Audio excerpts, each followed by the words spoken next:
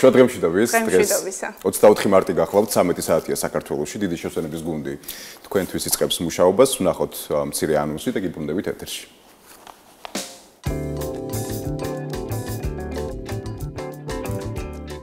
დღეს გადაცემაში ნახავთ უმაღლესი განათლების ხელშეწყობის პროგრამა, კონკურსი, სეზონური სკოლის მოწყობა, კონფერენციის ჩატარება და უცხოური სახელმძღვანელოს თარგმნა. გადაცემის სტუმრებია ნინო ნაკაშიძე, ლელა თავდგირიძე და რამაზ ხალვაში.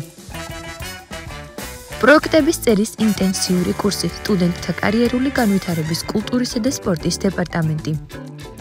ინოვაციური მიდგომები პროფესიული განათლების გაუმჯობესების კუთხით. თემაზე ვრცლად ისაუბრებს ირმა მეგრელიძე. ვიხილოთ ლექსო პერიძის სიუჟეტი პატარა ანიმატორზე. დათო კენჭიაშვილის ტურნე საქართველოში, მისი შემოქმედება და წარმატების გზა. გადაცემის სტუმარია მომღერალი დათო კენჭიაშვილი.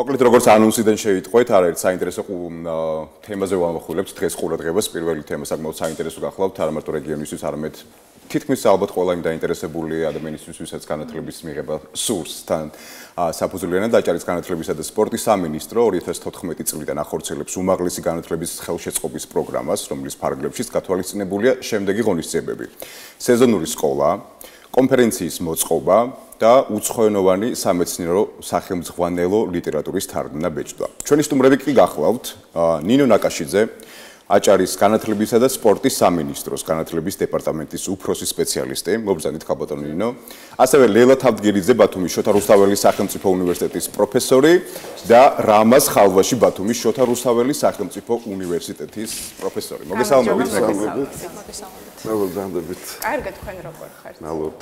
საკმაოდ საინტერესო პროექტებზე გვიწევს ქალბატონო ნინო საუბარი დავიწყოთ სეზონური სკოლის მოწყობით, ესე ვთქვათ, რიგობით მივყვეთ. პირველ რიგში გვესაუბრეთ, რაში მდგომარეობს სეზონური სკოლის არსი, რა სარგებლობა მოაქვს მოკლედ მას საზოგადოებისთვის და ზოგადად რა მიზანს ემსახურება. მოგესალმებით, უპირველეს ყოვლისა დიდი მადლობა სტუდიაში მოწვევისთვის. დამეთანხმებით ალბათ, რომ მსგავსი საგანმანათლებლო პროგრამების საზოგადოებისთვის ინფორმირებულობა მათი წარმატების ერთ-ერთი მნიშვნელოვანი და საწინდარი მნიშვნელოვანი ნაწილია. მადლობა საინფორმაციო მხარდაჭერისთვის. რაც შეეხება სეზონურ სკოლებს, მოდი არ გავყოთ სეზონური სკოლები და კონფერენციები, ერთად ვისაუბროთ, იმიტომ რომ არსით და შინაარსობრივად ასევე მიზნიდან გამომდინარე ფაქტურად ერთ მიზანს ემსახურება. 2014 წლიდან დაიწყო აჭარის განათლებისა და სპორტის სამინისტრომ უმაღლესი განათლების ხელშეწყობის პროგრამების განხორციელება.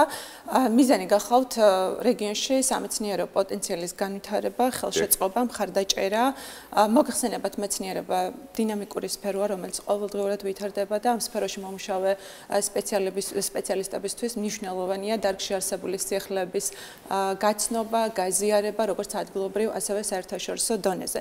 სწორედ ამას ემსახურება სეზონური სკოლები და კონფერენციები, რომ მოხდეს კოლაბორაცია როგორც ადგილობრივ მეცნიერებს, ასევე საერთაშორისო მეცნიერებს შორის. სეზონური სკოლის ფარგლებში განცხადების მიღება დაწყებულია და 21 მარტის დღის 4 საათამდე მიიღება განცხადები, ხოლო რაც შეეხება მომდევნო ორ კონკურსს, რომელიც ეხება კონფერენციის ორგანიზებას და უცხოენოვანი სამეცნიერო სახელმძღვანელო ლიტერატურის თარგმნას და ბეჭდვას, განცხადების მიღებას 31 აპრილის დღის 4 საათამდე მოდი კონკურსის დეტალებზეც გვითხარით და ზოგადად სპეციფიკაზე რა მოცემულობა აქვს კონკურსს. განაცხადების მიღება მიმდინარეობს ელექტრონულად. ელექტრონული ბმული განთავსებულია სამინისტროს ოფიციალურ ვებგვერდზე და ყველა იმ დოკუმენტის ჩამონათვალიც იქვეა მითითებული, რომელიც მნიშვნელოვანია კონკურსში მონაწილეობისათვის. კონკურსში მონაწილეობის უფლება აქვთ ორგანიზაციებს, რომლებიც რეგისტრირებული არიან საქართველოში, საჯარო სამართლის იურიდიულ პირებს და ასევე არაკომერციულ, არასამეწარმეო იურიდიულ პირებს. დეტალური ინფორმაცია ასევე განთავსებულია სამინისტროს ოფიციალურ ვებგვერდზე, ასევე ატვირთულია შეფასების რუბრიკა, რომელიც ძალიან მნიშვნელოვანი ნაწილია დაინტერესებული პირებისთვის, იქედან გამომდინარე, რომ მათ წინასწარ აქვთ საშუალება გაიცნონ, თუ რა კრიტერიუმებით აფასებენ საგრანტო კომისიის წევრები ამ თუ იმ პროექტს. კი ბატონო. 2014 წელს ვსაუბრობთ, 14 წლიდან ბატონო რამაზ მოვიხილოთ წარსულ გამოცდილებაზე ვისაუბროთ, რომელი კონკრეტული საზაფხულო თუ სეზონური სკოლების მოწყობა დაფინანსდა და შედეგები რა მოიტანა კონკრეტულად რომ გითხრათ. კი ბატონო, პირველ რიგში გეტყვით, რომ 2014 წლამდე ჩვენ გქონდა გარკვეული გამოცდილება და შეიძლება ითქვას გარკვეული იმპულსიც მისცა ჩვენმა საზაფხულო სკოლამ ციფრულ ჰუმანიტარიაში, რომელიც იყო საერთაშორისო თანამშრომლობის შედეგი, კონკრეტულად ფრანკფურტის ქართველოლოგიურ კავკასიოლოგიურ სკოლასთან თანამშრომლობის შედეგი და ძალიან მნიშვნელოვანი იყო უკვე ჩვენი აჭარის განათლების სამინისტროს ეს ინიციატივა და მხარდაჭერა. ზოგადად ეს პროგრამა უმაღლესი განათლების მხარდაჭერის არის ძალიან მნიშვნელოვანი, სწორედ ამ კრიტერიუმში, პირდაპირ შეფასების კრიტერიუმში წერია, რომ საერთაშორისო ურთიერთობები გაღრმავებას ემსახურებოდეს ეს პროექტები და ასეც იყო ჩვენ საზაფხულო სკოლებში, რომლებიც აჭარის განათლების სამინისტროს დაფინანსებით ჩატარდა ჩვენი ძირითადი პარტნიორი მონაწილეობდა როგორც მეცნიერები, ასევე სტუდენტებიც, სხვათა შორის ფრანკფურტის უნივერსიტეტიდან, ჩვენ ყავდა სხვა ქვეყნებიდანაც სტუდენტები, მაგრამ ძირითადად ჩვენ მაინც ორიენტირებული ვართ, რომ ევროპული ცოდნა ამ მიმართულებით ჩვენ სტუდენტებს გავაცნოთ. ეს ძალიან მნიშვნელოვანია სხვათა შორის და შედეგები გვაქვს ძალიან დიდი, უნდა გითხრათ, საქართველოში სულ მალე რამდენიმე წლის შემდეგ ეს რაც დაფინანსება დაიწყო ამ სკოლის ჩვენ შევქმნით მაინორი პროგრამა უკვე ეს კლასიფიკატორშიც კი არ იყო სახელწოდება დიგიტალური ჰუმანიტარია და ეს ამ საზაფხულო სკოლის დამსახურებაა სხვათა შორის და უნდა გითხრათ რომ არა მარტო დოქტორები მომზადდნენ და ამ მიმართულებით წავიდნენ ჩვენი მსმენელები ჩვენი საზაფხულო სკოლის უკვე პოსტდოკებიც ყავს წარმატებული, მაგალითად თათია ცეცხლაძე, რომელმაც წარმატებით დაიცვა დაასრულა ეს პოსტდოკის პროგრამა რუსთაველის ფონდის დაფინანსებით და ამის ყველაფრის სათავე არის სწორედ ბათუმის საზაფხულო სკოლა დიგიტალური ჰუმანიტარია. რამდენად არის ხელმისაწვდომი ევროპული ცოდნა? ბატონო რამაზმა ახსენა ევროპული ცოდნა. რამდენად არის ევროპა გახსნილი იმისთვის, რომ ითანამშრომლოს ჩვენთან? ზუსტად უფროსი ესა უკაცრავად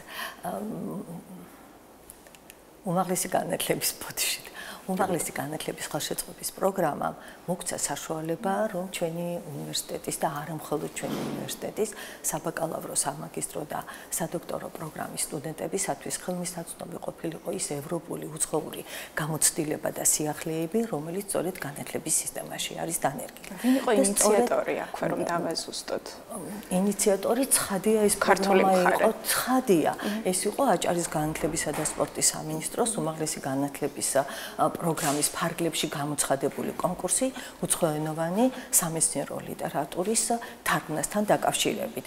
და ეს ის პერიოდია, როდესაც პირველად მივიღეთ ჩვენ ამ კონკურსში მონაწილეობა, როდესაც საქართველოში 21 საუკუნეში ბოლო 10 წლებში არ ფუნქციონირებდა ადრეული განათლების საგანმანათლებლო პროგრამები და შესაბამისად არც ლიტერატურა არ არსებობდა ქართულ ენაზე, არც მატერიალური სახით და არც ელექტრონული სახით.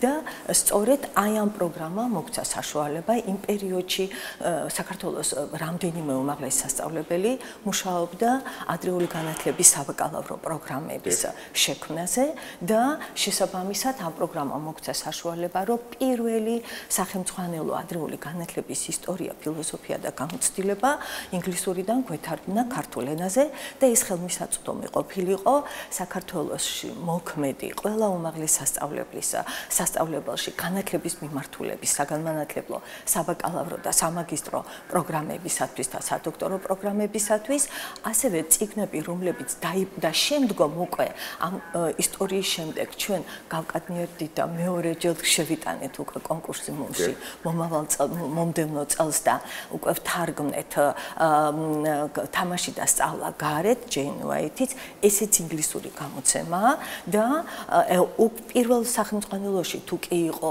ისტორია ადრეული განათლების წარმოშობისა, როგორ წარმოიშვა ისტორია და მოცემული არის 37 კლასიკოსის, ფსიქოლოგის, განათლების ექსპერტის დამოკიდებულება და მოსაზრებები განათლების შესახებ და ადრეული განათლების მნიშვნელობისა და დანიშნულების შესახებ.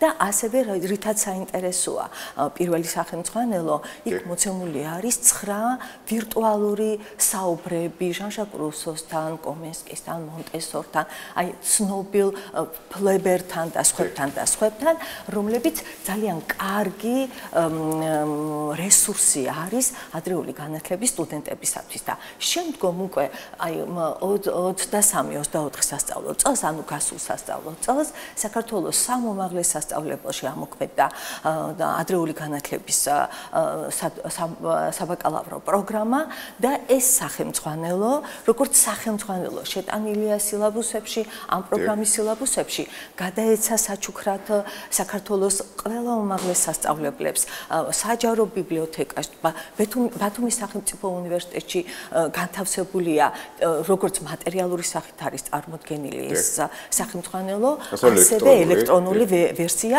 რომელიც ხელმისაწვდომია ნებისმიერი ანუ რეგიონიდან თუ უმაღლესი სასწავლებლიდან და რაც მთავარია, იქ მოცემული არის აი ეს პირდაპირ დიალოგები და მოსაზრებები ამ ცნობილი ადამიანებისა და მეორე სახელმძღვანელო, რომელიც ვთარგმნეთ, ეს უკვე იყო უშუალო გაგრძელება იმ პირველისა, რომელშიც თავმოყრილია აქტივობები, სავარჯიშოები, რეკომენდაციები, თამაშის სახეები, პრაქტიკული გზამკვლევიც ქვია ამ წიგნს, თამაში და სწავლა გარეთ, რომელიც მართლა აღჭურავს ადრეული განათლების ამსთელ პედაგოგებსაც და ხელმძღვანელებსაც იმ სავარჯიშოებითა და იმ აქტივობებით, რომელიც შეიძლება განახორციელონ საგანმანათლებლო დაწესებულებაში.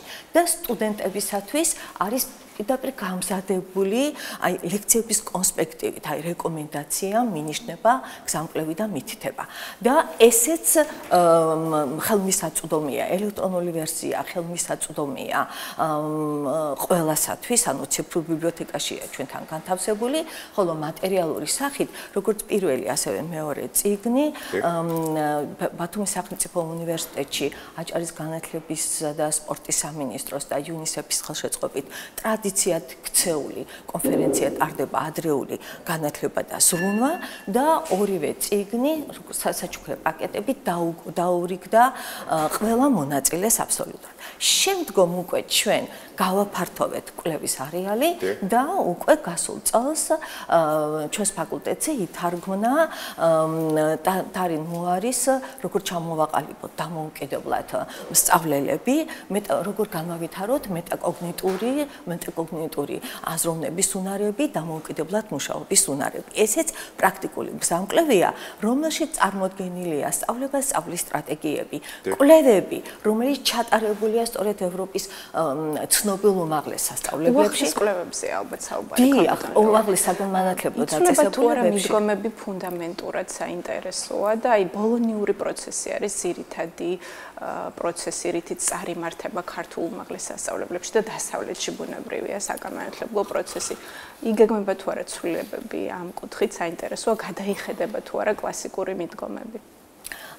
ამ ლიტერატურაში, რომელიც ჩვენ თარგმნეთ, აი თამაში და სწავლა გარეთ მოცემული არის სათამაშო, როგორ შევქმნათ სათამაშო სივრცეები გარეთ, ანუ წვიმაში, ტალახში, როგორ შეიძლება სამზარეულოს უზრუნველყოფა და გაკეთება, აი ტალახში და საკვლევი ცენტრები.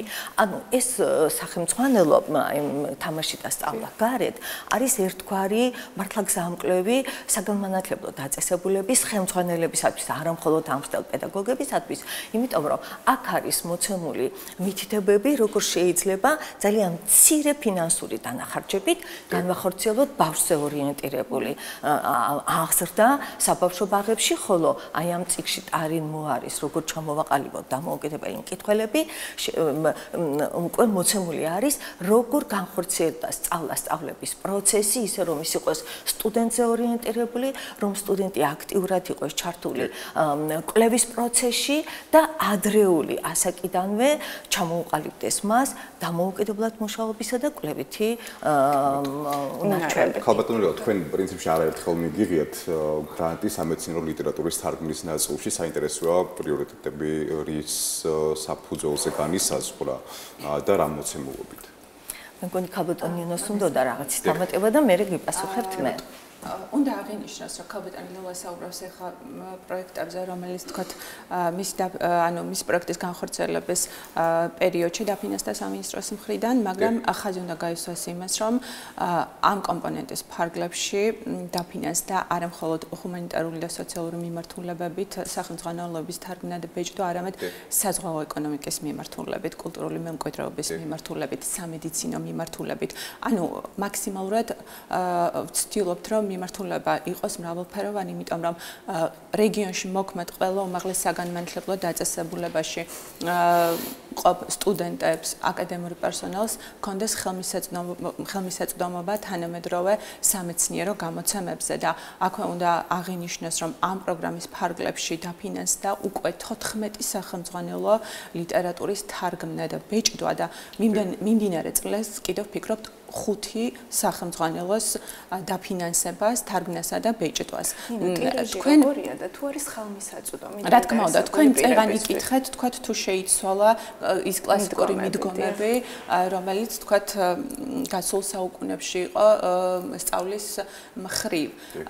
სამივე სახელმძღვანელო ქალბატონმა ლელამ, რომელიც ახსენა, სამივე სახელმძღვანელო ეფუძნება თანამედროვე კვლევებს და ძალიან დიდი როლი დათმობილი აქვს მშობლების ჩართულობას, მშობლების აქტიურად ჩართულობას სასწავლო პროცესში. ჩვენ ვიაზრებთ იმას, რომ მხოლოდ პედაგოგი, მხოლოდ აღსაზრდელი ამ პროცესში სრულყოფილად ვერ იქნება ჩართული, თუ მშობლისგან ის მხარდაჭერა, მშობლისგან ის მიდგომები, თანამედროვე მიდგომები არ იქნება გამოვლენილი აი რა რეკომენდაციები არსებობს ამ მიმართულებით?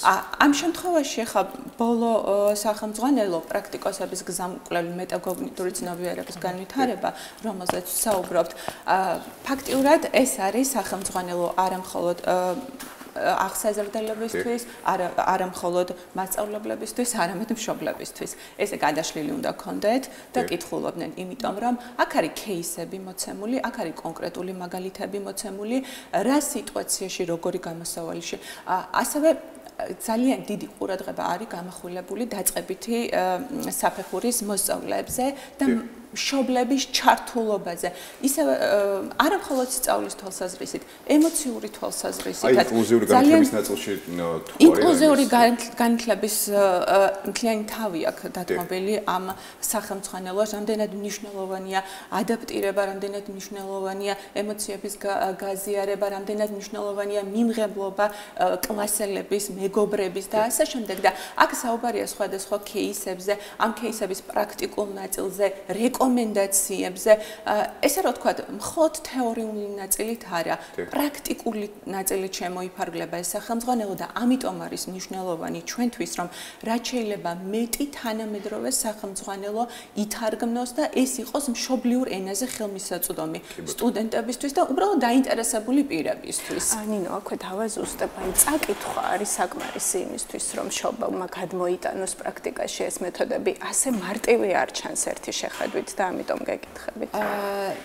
წაკითხვა მარტივი შეიძლება იყოს, მაგრამ საკმარისი ნამდვილად არ არის ნინო და გეთანხმებით, მაგრამ თუ არ დავიწყეთ ნულიდან აი ამ საკითხებზე, ამ თემაზე მუშაობა, ჩვენ ყოველთვის გვაქვს წიგნის დაბეჭდის შემდეგ გვაქვს პრეზენტაცია და ბენეფიციარებთან შეხვედრა. მაქსიმალურად გვინდა რომ ყველასთან მივიტანოთ ეს სახელმძღვანელო, მაქსიმალურად გვინდა რომ ყველამ წაიკითხოს და პრაქტიკაში დაინერგოს. იყო რამოდენიმე ბაღის აღსაზრდელი, რომელმაც ესეთ ამამად პრეზენტაციის დროს განაცხადა, რომ უკვე დავიწყე და მომბაძეს ჩემმა კოლეგებმა. ანუ უკვე წინ გადადგმული ნაბიჯია. ანუ შეიძლება ითქვას, რომ ფაქტიურად წიგნები, რომლებიც ირჩევა სპეციალურად საგრანტო კომისიის მიერ, ყველა არის სახელმძღვანელო ლიტერატურა. რას გულისხმობ?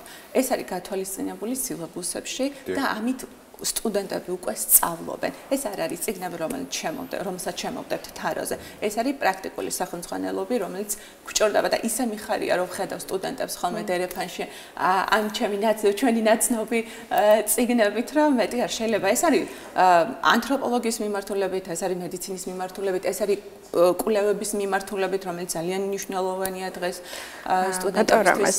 რას ნიშნავს ევროპული აზროვნება და როგორ თაობას მივიღებთ შედეგად თუ ჩვენ ინტენსიურად ვიმუშავებთ ამ მიმართულებით? ევროპული აზროვნება არის პრინციპში ქართველებისთვის ბუნებრივი აზროვნება, იმიტომ რომ ჩვენ კულტურული ორიენტირი ყოველთვის ევროპისკენ იყო, დასავლეთისკენ იყო. გაურბოდით ჩვენ აღმოსავლეთს, თუმცა გაურბოდით რა პრინციპში ევროპა იყო ჩვენი სამიზნე. ისტორიულმა კონტექსტმა განაპირობა. ისტორიულმა კონტექსტმაც, გეოპოლიტიკურმა მდებარეობამაც და თან ევროპული ქრისტიანობა. რა თქმა უნდა ქრისტიანობა და ევროპული აზროვნება არის სწორედ თავისუფალი აზროვნება, თავისუფალი გაცვლა ცოდნის მათ შორის ღია პლატფორმები, რომელიც სხვათაშორის ჩვენმა პარტნიორებმა შექმნეს. უნდა გითხრათ, რომ ქართული ენის ეროვნული კორპუსი თანამედროვე ციფრულ ეპოქაში ძალიან მნიშვნელოვანი არის ნებისმიერი ქვეყნისთვის, ნებისმიერი ერისთვის, რამდენად არის, რა დოზით არის წარმოდგენილი ინტერნეტ სივრცეში აკადემიური რესურსებით. და ამაზე ძალიან დიდად იზრუნეს ჩვენმა პარტნიორებმა, უცხოელმა პარტნიორებმა. პირველ რიგში ფრანკფურტის უნივერსიტეტის კავკასიოლოგიის მიმართულება პროფესორ იოსტ გიპერტის ხელმძღვანელობით და ჩვენი თანამემამულის ასევე პროფესორ ქალბატონ მანა თანდაშვილის ხელმძღვანელობით უდიდესი მეგა პროექტი განხორციელდა ფრანკფურტის უნივერსიტეტის დონეზე, ეს იყო არმაზის პროექტი და შემდეგ ქართულ, რომელიც დაედო საფუძვლად ქართული ენის ეროვნულ კორპუსს. ეს გამოცდილება უკვე არსებობდა. ამ გამოცდილების გაზიარება ჩვენთვის, სწორედ ჩვენი უნივერსიტეტის სტუდენტებისთვის, ქართული საუნივერსიტეტო სივრცისთვის იყო ჩვენი ერთ-ერთი მთავარი მიზანი, ჩვენი საზაფხულო სკოლების, უნდა გითხრათ და სულ მალე ჩვენი მსმენელები ეროვნული კორპუსის შექმნაში ჩაერთნენ და წარმატებულადაც დღემდე მიდის ეროვნული კორპუსის შევსება ახალი რესურსებით და ამაში მონაწილეობენ ჩვენი ყოფილი მსმენელები.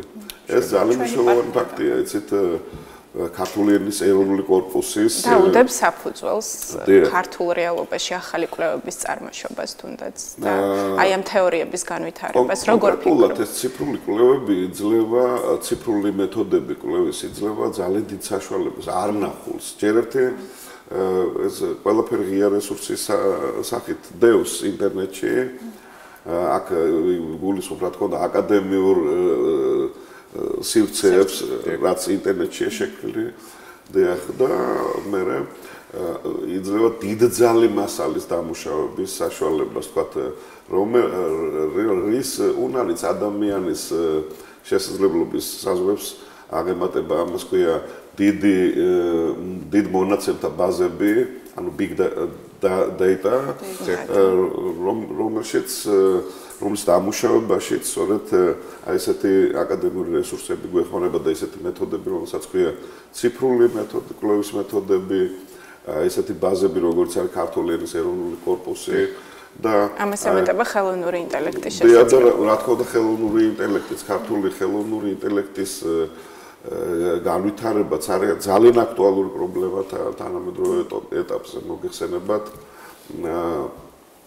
აქ უკვე გარკვეული სამუშაო არის გადადგმული, მაგრამ ხელოვნური, ეხლა თან დღეს სხვათაშორის ჩვენი პარტნიორები, უცხოელი პარტნიორები, იგივე იოსტ გიპერტის სხვათაშორის უნდა გითხრათ, რომ მუშაობს უკვე ხელნაწერთა ამოკითხვის ავტომატურ პროგრამაზე, ავტომატიზებულ პროგრამაზე.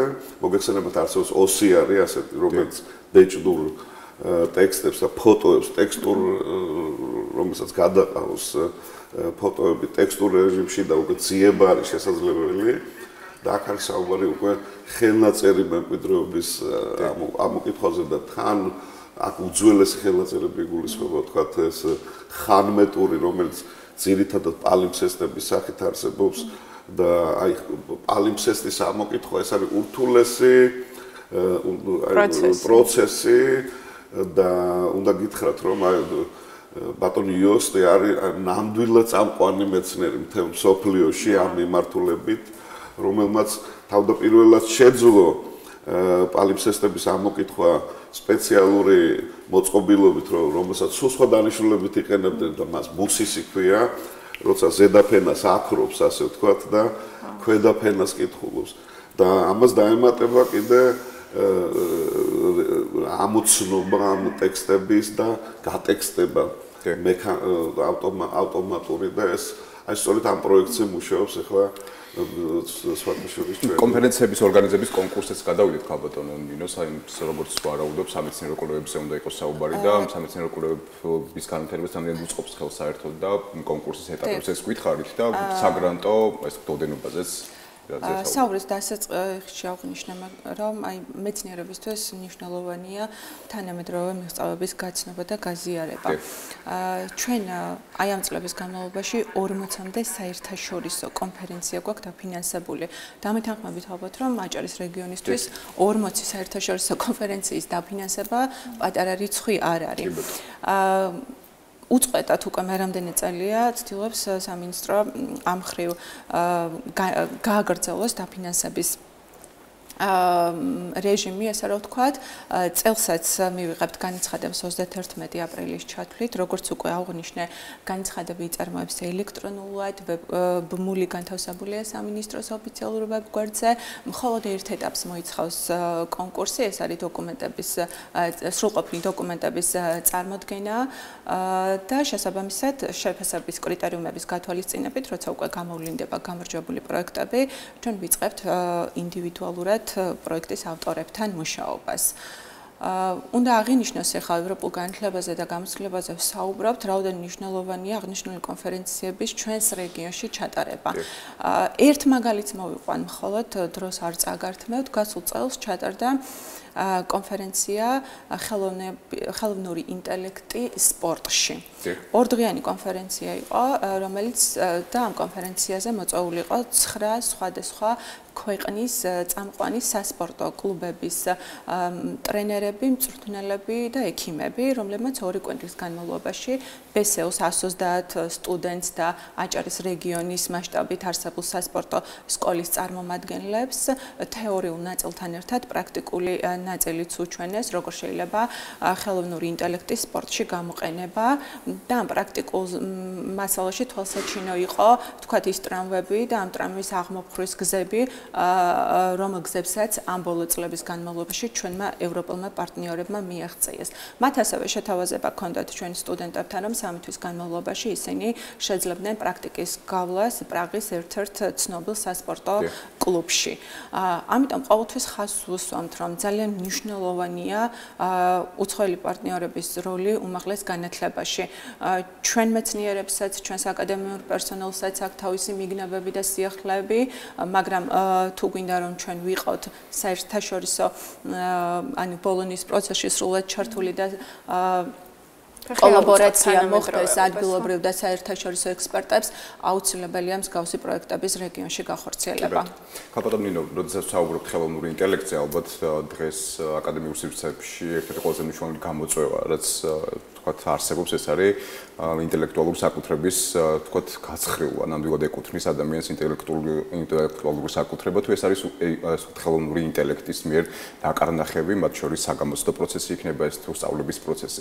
აი ამ მიმართულებით მაგალითად თუ არსებობს რაიმე ესეთი მექანიზმი, რომელიც გაფილტრავს და შეფასების სისტემაში, ესე ვთქვათ, დაეხმარება ადამიანს. რა თქმა უნდა, ეს უნივერსიტეტში არსებობს. ეს უნივერსიტეტში არსებობს პროგრამა. ნებისმიერ ნაშრომი, საბაკალავრო, სადოქტორო, სამაგისტრო საიტოთება უდრის სპეციალურ პლატფორმაზე და პირველ რიგში მოწვდება სწორედ ამ პლაგიატზე და აი ქალბატონი ნინოს ნაშრომის ვათაშორის შემოწუდა თავის დროზე და პროცენტი პლაგიატის იყო 0. პარალელურად სწავლობ ბესეო სახელმწიფო უნივერსიტეტში სადოქტორო პროგრამაზე და შემოსვლამდე ახლა ბატონ რამეს ვესაუბრებოდი ხელოვნური ინტელექტის გავლენაზე და ბათუმის შოთაროსთავის სახელმწიფო უნივერსიტეტს აქვს სპეციალური პროგრამა 0, როგორც უკვე ბატონმა რამეს მაახსენა, სადაც იტვირთება სამეცნიერო ნაშრომი და პროცენტული მაჩვენებელი იწერება პლაგიატის.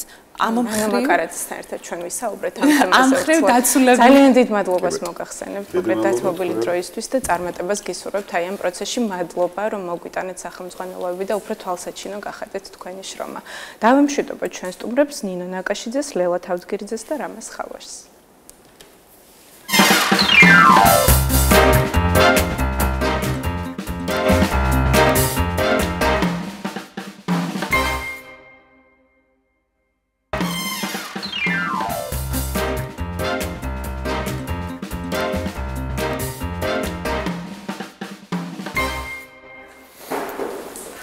ესე იგი, კიდევ ერთ პროექტზე მოგვიწევს საუბარი, რომელიც შეეხება იდეის რეალობად ქცევას, ოღონდ ამ შემთხვევაში და შევეხოთ რაღაც საბაზისო ნაწილს, როგორ დავიწყოთ იდეაზე მუშაობა, ისე რომ მივიღოთ საბოლოოდ მისი დასრულებული პროექტი, რომელიც ჩვენს ინტელექტუალურ საჭიროებებს კარგად ეპასუხება. ამ შემთხვევაში საუბარია სტუდენტთა კარიერული განვითარების პროექტზე. ეს არის პროექტების წერის ინტენსიური ტრენინგ კურსი, რომელსაც ისევ კულტურისა და სპორტის დეპარტამენტი სთავაზობს დაინტერესებულ პირებს. ამ შემთხვევაში ბათუმის სახელმწიფო უნივერსიტეტი არის აი ამ პროცესში ჩართული და ვინც მზად არის რომ საკუთარი წერის უნარები გამოავლინოს თავის სასიკეთოდ, მისთვის განსაკუთრებით არის მნიშვნელოვანი აი ამ თემის და საკითხის მოსმენა. ჩვენ მოვიწვევთ ახლა სტუმარს, რომელიც ისაუბრებს უფრო დეტალურად აი ამ პროექტის შესახებ. ორი სტუმარი გვყავს ამ შემთხვევაში. გოგა ბაუშაძე, უნივერსიტეტის სტუდენტთა კარიერული განვითარების კულტურისა და სპორტის დეპარტამენტის მთავარი სპეციალისტი და დათა კობალაძე, სტუდენტი. გმადლობთ, მობრძანდით, შეგიძლიათ შემოხვიდეთ. ესე იგი, ბატონ გოგას მინდა რომ პირველ რიგში მივმართო, რა მნიშვნელობა აქვს აი ამ პროექტს და ვინ არის ავტორი, არსებობს თუ არა პრაქტიკა, თუ ეს არის პირველადი ინიციატივა. მოგესალმებით. ეს მაყურებლებს უბრალოდ საუკეთესო გამარჯვებას სომხეთთან, წილვაი გამარჯვებას. გამარჯვებული გამარჯვება იყო. ნამდვილად და რაც შეეხება ჩვენს პროექტებს, ეს უკვე რამოდენიმე წელია, შეიძლება 10 წლეულიაც გრძელდება ჩვენთან საუნივერსიტეტო სივრცეში პროექტების დაფინანსების კონკურსი, მაგრამ შემიძლია ვთქვა, რომ მიმდინარე წლებში გაიზარდა დაფინანსების ოდენობა, თავდაპირველად 5000 ლარი არის, მაგრამ გააზრდილმა მოთხოვნილებამ უნივერსიტეტი ჩააყენა იმ მდგომარეობაში, რომ გაზრდილიყო ბიუჯეტის. დაახლოებით 15000 ლარი არის მოცემული მიმართულებით პროექტების დაფინანსების შესაძლებლობა. მოცემულ პროექტში მონაწილეობა ძირითადად შეუძლია უნივერსიტეტში არსებულ სტუდენტებს, მაგრამ სტუდენტებს აქვს შესაძლებლობა, რომ მოიწვიონ სხვადასხვა სპეციალისტები, მათ შორის ჩართონ საქართველოში არსებული სხვადასხვა უნივერსიტეტებიც, მოსწავლეების და ასე ანუ ფართოდ არის ყველაფერი და შეზღუდული მოცემული მიმართულება არ გვაქვს. რა არის მიზანი აი ამ კურსისა? რას ემსახურება ზოგადად პროექტი თანამედროვე რეალობაში, თანამედროვე ცხოვრებაში და რატომ უნდა გამოვიყენოთ ეს შანსი? ზოგადად ნებისმიერი პროექტი ემსახურება გარკვეული პრობლემის აღმოფხვრას. და სტუდენტური პროექტები სწორედ აქედან არის მიმართული, რომ თუ სტუდენტი ფიქრობს, რომ რომელიმე მიმართულების საუნივერსიტეტო სივრცეში საჭირო განვითარება, წინსვლა და უფრო მეტიც შეიძლება გაკეთდეს მოცემული მიმართულებით ძალიან კარგი შედეგიანი პროდუქტი. ამ შემთხვევაში სტუდენტები სწორედ მუშაობენ მოცემული მიმართულებით, ქმნიან სხვადასხვა პროექტებს და ახორციელებენ. სხვადასხვა საქმე მინდა ვკითხოთ, რომ მიუხედავად იმისა, რომ საუნივერსიტეტო სივრცეში ამჟამად მიმდინარეობს სამეცნიერო კონფერენცია, რომელშიც დაახლოებით 500-ზე მეტი მონაწილე არის ჩართული, ასევე მიუხედავად იმისა, რომ ეს მაღალი რაოდენობა არის, სტუდენტს შეუძლია სამეცნიერო მიმართულებითაც შექმნას, საგანმანათლებლო მიმართულებითაც შექმნას, სპორტულის და კულტურის. ამას შეზღუდვა არ აქვს არანაირი, მაგრამ გარკვეულწილად აქ უკვე ბარიერი არის ფინანსებთან მიმართებაში. აი, რამდენი სტუდენტს ექნება ზოგადად საშუალება რომ მიიღოს გაიაროს ტრენინგი ზოგადად და კონკურენციაზეც გითხარით რამდენად მოთხოვნადია ზოგადად და თუ გაქვთ მსგავსი გამოცდილება, რომელიც საფუძველზე შეგვიძლია ვიმსჯელოთ. დიახ. ამჟამად ტრენინგში რეგისტრირებული არის 50-ზე მეტი ახალგაზრდა. ჩვენ შეზღუდვას არ ვაწესებთ ასე 50-ივე ახალგაზრდას ექნება შესაძლებლობა რომ გაიაროს და მიიღოს ეს ჩვენი ტრენინგ კურსი. ტრენინგ კურსის ფარგლებში ისწავლიან საუნივერსიტეტო პროექტის წერას, თუ როგორ მზადდება პროექტი, რას უნდა მიაქციონ ყურადღება, რაც შეეხება ჩვენს გამოცდილებას. პირადად მე შემიძლია ვთქვა, რომ არაერთი საუნივერსიტეტო პროექტის ავტორიც ვიყავი, როდესაც სტუდენტი ვიყავი, დაახლოებით 5-მდე პროექტის ავტორი ვარ და სამომავლოდაც ჩემი ეს ინიციატივა იყო, რომ სტუდენტებისთვის ეს ჩემი მიღებული პრაქტიკა და ცოდნა რაც საუნივერსიტეტო სივრცეში მივიღე, ეს თვითონ გამეხორციელებენ და უფრო მეტიც ჩვენი დეპარტამენტი, სტუდენტთა კარიერული დეპარტამენტი მუდმივად ახორციელებს სხვადასხვა მსგავს ტრენინგებს იმისთვის, რომ სწორედ სტუდენტებმა მიიღონ მაქსიმალური გამოცდილება, მაქსიმალური განათლება და ამისთვის არანაირ ზარალს ხრიკებზე ცოტა მოგვიანებით კითხავ, მანამდე მაინტერესებს დათას თუ აქვს გამოცდილება და რამდენად სასიამოვნოა ეს გამოცდილება და ნაყოფიერი თუ არ გაქვს, რატომ გადაწყვეტა რომ გესწავლა პროექტის სწორად წერა? მოგესალმებით, პირველ რიგში მადლობას მოგიხდით მოწვევისთვის. დიახ, როგორც თქვენ აღნიშნეთ, არიან უნივერსიტეტის სტუდენტები, რომლებსაც აქვთ გამოცდილება, მათ შორის ერთ-ერთი ვარ მეც. სტუდენტური პროექტები 2024 წლის გამარჯვებული პროექტის ავტორი ვარ. მე დავწერე პროექტი ახალგაზრდების როლი რეგიონის განვითარებაში. პროექტი განხორციელდა ქედის მუნიციპალიტეტში, 3დღიანი ინტენსიური ტრენინგ კურსი ჩავატარეთ, მოვიწვიეთ ექსპერტი თამარ ჩიბუდაინძე, პოლიტიკური მეცნიერების დოქტორი. იგი გვეხმარებოდა შეგვემეცნებინა ჩემს იდეის ირგვლივ თუ როგორ კეთდება ჩვენს რეგიონში ახალგაზრდული პოლიტიკა და რა მნიშვნელობა გააჩნია მას. პროექტში მონაწილეობდნენ 27 პოლიტიკის ხაზით წახვედით ამ შემთხვევაში. ახალგაზრდული პოლიტიკის შემუშავების სპეციფიკა შევისწავლეთ სტუდენტებმა. აი საინტერესოა როგორია საერთოდ ახალგაზრდების როლი რეგიონის განვითარებაში და რა შედეგი დიახ, აი ზუსტად ჩვენ ამის ირგვლივ მუშაობდით და იმისათვის რომ უფრო ახლოს ყოფილიყავით რეგიონთან, შევარჩიეთ გავსწავლიყავით ბათუმს და ბათუმის ნუ იცით რომ ეს არის შაბლონი რომ რაიმე სტუდენტური აქტივობა უნდა ჩატარდეს ბათუმში. სწორედ ამისათვის ჩვენ შევარჩიეთ მაღალმთიანი აჭარა და იმისათვის რომ ჩვენ პრაქტიკული მაგალითი მოგვეყვანა, მოვიწვიე პროექტში ახალგაზრდობის რეგიონული ცენტრის დირექტორი გალბატონი თამარ გაბაიძე და მან გაგვაცნო თავისი პრაქტიკული გამოცდილება თუ როგორ ხდება ახალგაზრდების საჭიროებების დაფიქსირება და საჭიროებების გათვალისწინება პოლიტიკის შემუშავების პროცესში. დათა, აი ამ საქმიანობის განხორციელებისთვის პროექტის წერა რატომ არის საჭირო? ну იმისათვის რომ კონკურსში მივიღოთ მონაწილეობა, რასაც აცხადებს უნივერსიტეტი, მოვიპოვოთ დაფინანსება. ჩემი პროექტი შეადგენდა 15000 ლარს და მივიღეთ 15000 ლარიანი დაფინანსება. იმისათვის რომ მე გავუწიო კონკურენცია სხვა სტუდენტებს, რომლებიც შემოიტანენ განაცხადს მიმდინარე პროექტში, მჭირდება რომ ჩემი პროექტი იყოს მაქსიმალურად მაღალკონკურენტუნარიანი, გამართული უნდა იყოს, გაწერილი მაქსიმალურად ზედმიწევნით მიზნები, ამოცანები, თუ რა შედეგს მივიღებ პროექტის განხორციელების შემდგომ და ასე შემდეგ. ვინ გასწავლა ეს ყველაფერი, სად მიიღე ეს ცოდნა? ეს ну პრაქტიკულად მე და გოგო მეგობრობთ, გოგამ დამეხმარა გამეწერა პროექტი. მიუხედავად მეგობრობისა, შემიძლია თამამად თქვა, რომ სხვა სტუდენტები, რომლებმაც ჩარჩენ 2024 წლის სტუდენტური პროექტებში მიიღეს მონაწილეობა და გაიმარჯვეს, როგორც სამსახურებრივი მოვალეობის შესრულების პროცესში, მე ვაკვირდებოდი ამ ყველაფერს და გოგა მაქსიმალურად კარგად ათმობდა. ალბათ გარკვეულ უნარებსაც ავითარებს, ხო? პროექტზე მუშაობის პროცესი და გარდა ამისა პროექტის სწორად წერა. პროექტის განხორციელება მით უმეტეს, როდესაც ჩვენ გვაქვს საუბარი მსგავს ბიუჯეტზე, ხო? მარტო შეუძლებელია ჩვენ ვსწავლობთ გუნდურად მუშაობის უნარჩვევებს და ტექნიკებს და მათ შორის როგორ დაამყაროს სწორი კომუნიკაცია მიზნობრივ აუდიტორიასთან და შემფასებელთანაც მათ შორის. რამდენად მკაცრია ეს კრიტერიუმები, გოგა, და რაზე კეთდება აქცენტი პროექტის წერის დროს? აი, მაგალითად, ტრენინგის გარეშე რომ გადავწყვიტო, ჩემი პირადი ცოდნით და გამოცდილებით პროექტის დაწერა, აი, რაზე უნდა გავაკეთო აქცენტი? მარტივად რომ ვთქვათ, პროექტის წერა არც ის რთულია ერთი შეხედვით, მაგრამ დეტალებზე ორიენტაცია არის ყველაზე მნიშვნელოვანი ჩემი აზრით და კარგად დაწერილი სამუშაო გეგმა და გრაფიკი, ანუ აძლევს დამფინანსებელს იმის დაბეჭდილებას, რომ ეს პროექტი კარგად განხორციელებადია და კარგად შესრულებადიც. ბიუჯეტსაც რაც შეეხება, თუ სწორად იქნება ეს ყველაფერი, ძალიან მარტივი შესამჩნევი არის ბიუჯეტში რაღაცა ხარვეზები, ხო? როდესაც სტუდენტს აქვს ეს ყველაფერი იდეალურად ჩამოყალიბებული, რაში ჭირდება ხარჯები. თითოეული თეთრი გაწერილი. თითოეული თეთრი, აი, დეტალურად კონკრეტულად გაწერილი, აი, ეს არის ერთ ერთგვარი გზა და რუკა იმისთვის რომ დაინახო პროექტი რჩება ჩატარებული არ იყოს, მაგრამ როგორ განხორციელდება და როგორ ჩატარდება ეს სამომავლოდ. და ეს ყველაფერის ერთად სინთეზი ქმნის იმის საშუალებას, რომ დამფინანსებელმა მაღალი ქულები მიანიჭოს. იდეის ღირებულება როგორ ფასდება? რის მიხედვით საზღვრებთ, რომ ეს იდეა არის ღირებული მაგალითად და საუკეთესოებს შორის საუკეთესოს როგორ არჩევთ? ჯამში ეს ფასდება კომისიის მიერ, ხუთკაციანი კომისია იქნება, რომელიც ინდივიდუალურად აფასებს ამ ყველაფერს და რაც შეეხება კომისიის დეტალებს, ეს არის ფასდება ბიუჯეტის გაწერილობა, იდეის აღწერილობა, სამუშაო გეგმა და გრაფიკი, როგორც შაბლონურად არის სხვა პროექტების დამთავრებაც მსგავსი არის, მაგრამ აქ უფრო ლოიალური არის და გათვალისწინება ხდება სტუდენტის ინტერესების და ამ ყველაფერსგან გამომდინარეობს. ასევე ისიც მინდა ვთქვათ, რომ ჩვენ გვაქვს გარკვეული კრიტერიუმები.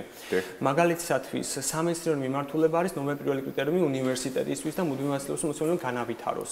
და ეს არის პირველი. თუ მაგალითად შემოტანილია სხვადასხვა განცხადება, მაგრამ აქედან ერთ-ერთი არის სამეცნიერო და კარგად არის ჩამოყალიბებული, მას განათლების პოლიტიკას უნდა ემსახურებოდეს პირველ რიგში, ხო? მაგრამ აქვე შემიძლია ვთქვა, რომ განათლების პოლიტიკას თუ წავალთ, მაგალითად სამეცნიერო მიმართულება 5000 ლარით ფინანსდება. საგანმანათლებლო 15000 და სპორტული და კულტურული 15000 ლარით. ესე რომ ესეც გასათვალისწინებელი კი ის არის, რომ სამეცნიერო მიმართულება მნიშვნელოვანია, მაგრამ დაფინანსების რაოდენობა მოცემულ მიმართულებას გაცილებით მეტიც აქვს. აი ამ პროექტების დაფინანსება რას აძლევს უნივერსიტეტს? პირველ რიგში სტუდენტებს აძლევს უმთავრეს შესაძლებლობას, რომ საკუთარი უნარები გამოამჟღავნონ. ჩვენ ვიცით, რომ თეორიული ცოდნა საკმაოდ რთული არის პრაქტიკაში რომ გამოიყენონ. და ჩვენ სტუდენტებს ვაძლევთ შესაძლებლობას ეს თეორიული თუ პრაქტიკული ცოდნათა სინთეზით მათი უნარები განავითარონ, შეძლონ სამომავლოდ განვითარება და ეს ყველაფერი სამომავლო კარიერასაც კი დაუკავშირონ, რადგან ხშირად სტუდენტები რომელ პროექტსაც წერს და ახორციელებს, ეს არის მის კარიერასთან მიმართული და მისი კარიერის განვითარებისკენ და ეს საკმაოდ დიდი შესაძლებლობა არის. უნივერსიტეტის ინტერესი არის, რომ სტუდენტმა განავითაროს თავისი კარიერული შესაძლებლობები. რა თქმა უნდა, ზოგადად, როდესაც უნივერსიტეტს ასრულებს სტუდენტი, უნივერსიტეტის პრიორიტეტი არის დასაქმდეს მაღალ კვალიფიცირებული შემოსავლის სამსახურში და ასე შემდგომ, ხო? და ამიტომ ჩვენ მაქსიმალურად ზრუნავთ, როდესაც სტუდენტი გამოხატავს თავის ინიციატივას და აქვს ამის ყველაფრის სურვილი და მზაობა, ჩვენ მაქსიმალურად შევუწყოთ ხელი და ჩვენი დეპარტამენტი როგორც ვიცი, უნივერსიტეტი გასულ წელს თუ სწორად მახსოვს, იწონებდა კიდევაც თავს დასაქმების სტატისტიკით. რა ტენდენცია არის ამჟამად? გაქვთ თუ არა თქვენ პირადად მონაცემები? დიახ, სხვათა შორის საკმაოდ კარგი შესაძლებლობა მიეცა ჩვენ პრემიერის ინიციატივა იყო, რომ მაგისტრატურა უკვე დასრულებულ საფეხურზე სტუდენტებს იქნებოდა შესაძლებლობა რომ გაეარა სხვადასხვა ორგანიზაციებში სტაჟირების პროგრამები და ამ პროგრამებმაც ჩვენი სტატისტიკას გარკვეულწილად გაზარდა და ხელი შეუწყო საქართველოში ეს დასაქმებულთა მაჩვენებლის ზრდას. ჩვენი უნივერსიტეტის მიმართულებით შემიძლია ვთქვა, რომ აჭარა საკმაოდ ფართო არის, საკმაოდ უამრავი საჯარო სამსახურის სფეროები, სადაც შეუძლია ჩვენი სტუდენტები დასაქმდნენ და ჩვენი რეკომენდაციითაც გარკვეულწილად საქმდებიან და ძალიან კარგი არის და ჩვენთვის სასიხარულოც არის. ჩვენ ამისკენ ვართ მიმართული, რომ სტუდენტებმა მიიღონ გამოცდილება და საკუთარი ცოდნა გამოიყენონ რეალურ ცხოვრებაში. კომისავრიდან გამომდინარე ალბათ უნდა ვიმსჯელოთ, რომ დათას ინტერესი უნდა იყოს პოლიტიკური მეცნიერებები სავარაუდოდ, ხო? აი თქვენ პროექტზე მინდა რომ უფრო მეტი გავიგო, იმიტომ რომ საკმაოდ საინტერესოდ ჟღერს ახალგაზრდების ჩართულობა რეგიონის განვითარებაში. უფრო მეტი დეტალი გითხარით პროექტის შესახებ, ვინაიდან ჩვენ ხშირად ვსაუბრობთ ზოგადად მოქალაქეობრივ პასუხისმგებლობაზე, ახალგაზრდების ჩართულობაზე რეგიონის განვითარებაში. რა პროცესი არის ზოგადად და პროექტის შედეგი გითხარით, საბოლოო ჯამში რა შედეგამდე მიხვდეთ? დიახ, პროექტის ფარგლებში სტუდენტები სტანდარტულად როგორც სტარდება პროექტი, ჩვენთანაც შევარჩიეთ 27 სტუდენტი, ვიმყოფებოდით ქედის მუნიციპალიტეტში, 3 დღიანი ინტენსიური ტრეინინგ კურსი ჩატარდა.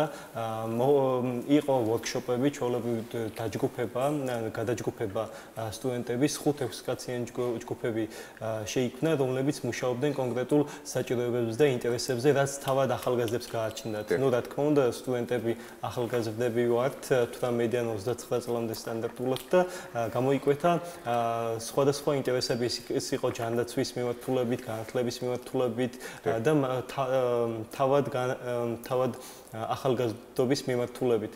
და შესაბამისად ჩვენ შევიმუშავეთ რეზოლუცია, რომელიც წარუდგინეთ მოწვეულ მენტორს და მენტორმა შეაფასა მისი ავთენტურობა, თუ რამდენად შესაძლებელია განხორციელდეს. მათ შორის ჩვენ შევისწავლეთ ბიუჯეტის გაწერის პროცესი როგორ ხდება და ეს ტექნიკები, რაც ქალბატონმა თამარმა სტუდენტებს გადმოგცა პროექტის ფარგლებში, გამოვიყენეთ პრაქტიკაში თავად ვორქშოპის წარმართვის პროცესში. კი ბატონო. და საინტერესო არის რა რჩევას მისცემდი იმ ახალგაზრდებს, რომლებსაც სურთ ამ გრანტის, ასე ვთქვათ, მოპოვება, რამე კონკრეტული დეტალის გაზრება ხო შეგიძლია, რომელიც შეიძლება მარტივად მოიგო. ნუ ყველაზე მნიშვნელოვანი რაც შეიძლება აღინიშნოს არის ის, რომ ჩემი სპეციალობა, როგორც სასაჯარო მმართველობა, შეისწავლის შემდგომ საგნებს, როგორც საჯარო და კერძო პარტნიორობა, მათ შორის პროექტების წერა და მართვა და მსგავსი სხვა საგნები, რომლებიც არის ერთგვარი წინაპირობა და ბაზისი იმისათვის, რომ გახადო პროექტი, რომელსაც გააგზავნე უნივერსიტეტში, გახადო მაქსიმალურად მაღალი დონის და საინტერესო. დიახ, საჯარო და კერძო პარტნიორობა შეიძლება სტუდენტს დაეხმაროს მოლაპარაკების პოვნაში, აი პირობითად თუ მე წარმოადგენ კონკრეტულ პროექტს, ვისთვისაც მე მჭირდება კომუნიკაცია დავამყარო სასტუმროსთან, თუ საბანაკეტების აქტივობას წარმოადგენ, ეს დამეხმარება უნივერსიტეტში მიღებული გამოცდილება დამეხმარება, რომ პრაქტიკაში ვპოვო მისი რეალიზება. მსგავსად ბიზნეს ადმინისტრების სტუდენტები, ტურიზმის სტუდენტები ამ საგნებს გადიან და ეს ერთგვარად თეორიული ცოდნის პრაქტიკაში გამოვლენა და დემონსტრირება არის, რაც იქნება საუკეთესო საშუალება და მიგნება სტუდენტის მხრიდან იმისათვის, რომ მაქსიმალურად ეფექტიანი გახადოს თავისი პროექტი და შედეგზე ორიენტირება. როგორ ფიქრობ, არაფორმალური განათლება რამდენად მნიშვნელოვანია და რა პროცენტი უკავია თქვენ საგანმანათლებლო პროცესში პირადად? ნუ არაფორმალური განათლება არის თანამედროვე სამყაროში თვითდამკვიდრების საუკეთესო საშუალება. ჩვენ თეორიულ ცოდნას ვღებულობთ უნივერსიტეტში და ამავდროულად უნივერსიტეტს გარეთ, როგორც უნივერსიტეტში წარმოდგენილი პროექტები გვეხმარება არაფორმალური განათლების მიღებაში, ეს არის ბაზისი ერთგვარი იმისათვის, რომ დააშენოს შენს თეორიულ ცოდნას არაფორმალური განათლება და სამომავლო პერსპექტივაში თუნდაც შრომით ბაზარზე დაიმკვიდრო თავი და შრომით ბაზარზე მოახდინო საკუთარი შესაძლებლობების დემონსტრირება. აი შრომითი ბაზარი რომ მიმოვიხილოთ ეს ვთქვათ და შევაფასოთ, როგორი არის დღეს თუნდაც ჩვენს რეგიონში შრომის ბაზარი და რამდენად აქვთ თუნდაც სტუდენტებს, რომლებიც ეუფლებიან თავიანთ პროფესიას, დასაქმდნენ რეალურად შესაბამისად იმ განათლებისა, რომელშიც ძალიან დიდ რესურსს ვდებთ თითოეულ ჩვენთან. დიახ, ჩვენი უნივერსიტეტი არის მრავალპროფილოვანი. შეიძლება ითქვას, რომ ყველა მოთხოვნას, რაც არის ბაზარზე, ჩვენს რეგიონში, აჭარაში, აკმაყოფილებს ჩვენი უნივერსიტეტი და შესაბამისად არის კერა იმისათვის, რომ შექმნას ეს განათლების განვითარება შეძლოს შრომის ბაზარზე. ვფიქრობ, არ უნდა წარმოადგენდეს რაიმე საფრთხეს, ან რაიმე საგანგაშო მაჩვენებელი უნდა გქონდეს რეგიონში, მიუხედავად თან გვაქვს ფაქტები და სტატისტიკა იმის, რომ ყოველწლიურად დაუსაქმებელთა მაჩვენებელი მცირდება და დასაქმებულთა მაჩვენებელი იზრდება, რაც ნიშნავს იმას, რომ არსებული პოლიტიკა დასაქმების პოლიტიკის მიმართებაში მუშაობს ეფექტიანად. მათ შორის სტაჟირების პროგრამა შევხედეთ ჩვენ პრემიერის მიერ ინიციირებული ვიყავი ბენეფიციარი მეც, როგორც ვახსენე, ახალგაზრდობის რეგიონულ ცენტრთან მაქვს მჭიდრო კავშირი და პროექტების მართვის სამსახურში 4 თვიანი სტაჟირების პროგრამა გავიარე, რაც იყო ერთგვარი შესაძლებლობა იმის, რომ ჩემი სპეციალობიდან გამომდინარე მომეხდინა საკუთარი თავის ზრდა, განვითარება და შემდგომში რეალიზება. დიდი მადლობა დაგემშვიდობებით გისურვებთ წარმატებას. ვადა დავაზუსტოთ აქვე როდემდეა მიღება? დღეს ბოლომდე სრულდება ამ შემთხვევაში, მაგრამ პროექტის განხორციელების ვადები წლის ბოლომდე დასრულდება. კეთილი. გოგა ბაუჟაძე, დათა კობალაძე პროექტის წერის სწავლების შესახებ იყვნენ ჩვენი სტუმრები.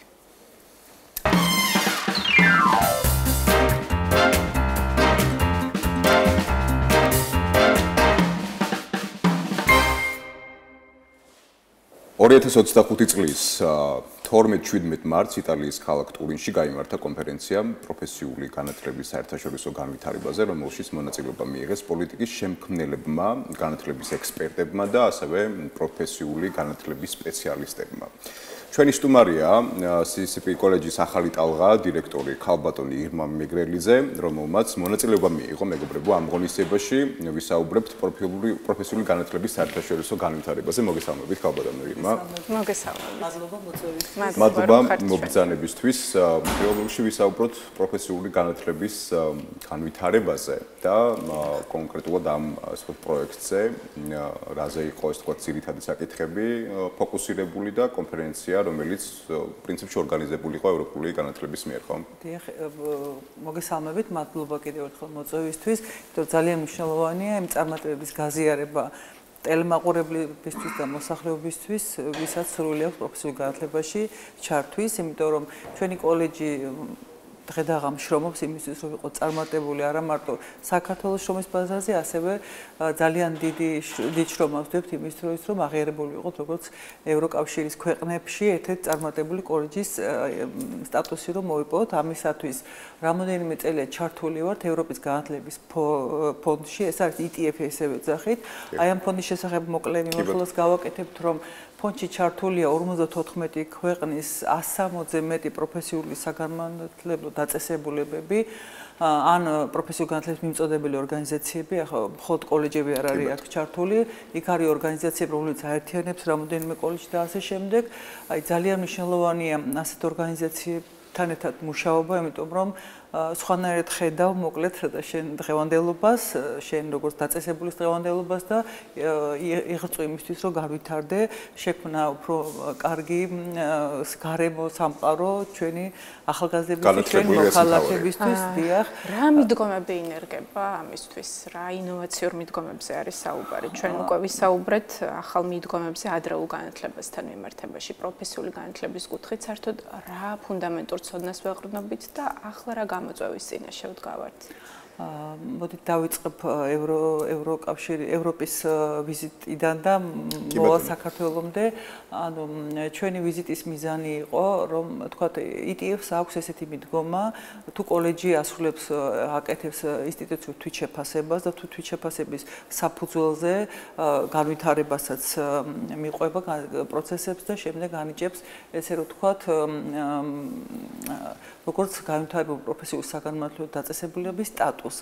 ეს სტატუსი პატივიც არის და პასუხისმგებლობა, რადგან ასეთ სტატუსის მქონე დაწესებულებები ვალდებული არიან გაუწიონ სხვა პროფესიული განათლების მიმწოდებელ დაწესებულებებს, რეკომენდაციები, გაუზიარონ თავიანთი გამოცდილება და ასე შემდეგ. ჩვენი კოლეჯი ჩართული იყო როგორც ინკლუზიური განათლების კუთხე. იქ არის სხვადასხვა მიმართულებები, ჩვენ ავირჩიეთ ინკლუზიური განათლება, იმიტომ რომ ეს ძალიან მნიშვნელოვანია, ვიცით, აქ არის გულისხმობა მხოლოდ შიშუმ პირების ჩართულობა, იცით ალბათ, ეს არის თქვათ ქალთა ჩართულობა, თქვათ იქ და ასე შემდეგ. ხარ და კონკრეტები, თვითშეფასება ჩვენ დავასრულეთ, ახლა ველოდებით შემდეგ ეტაპი იქნება უკვე დაჯილდოების პროცესი და ძალიან მნიშვნელოვანი რაც იყო აი ამ შეხვედრაზე და რაც ძალიან მომეწონა, ძალიან კრეატიული მიდგომა იყო და წამოვიღე ახლა თქვენი მაყურებლებისთვის რომ ვაჩვენოთ, ეს არის ინგრედიენტების წიგნი, ანუ როგორ გავხდეთ წარმატებული პროფესიული საგანმანათლებლო დაწესებულება.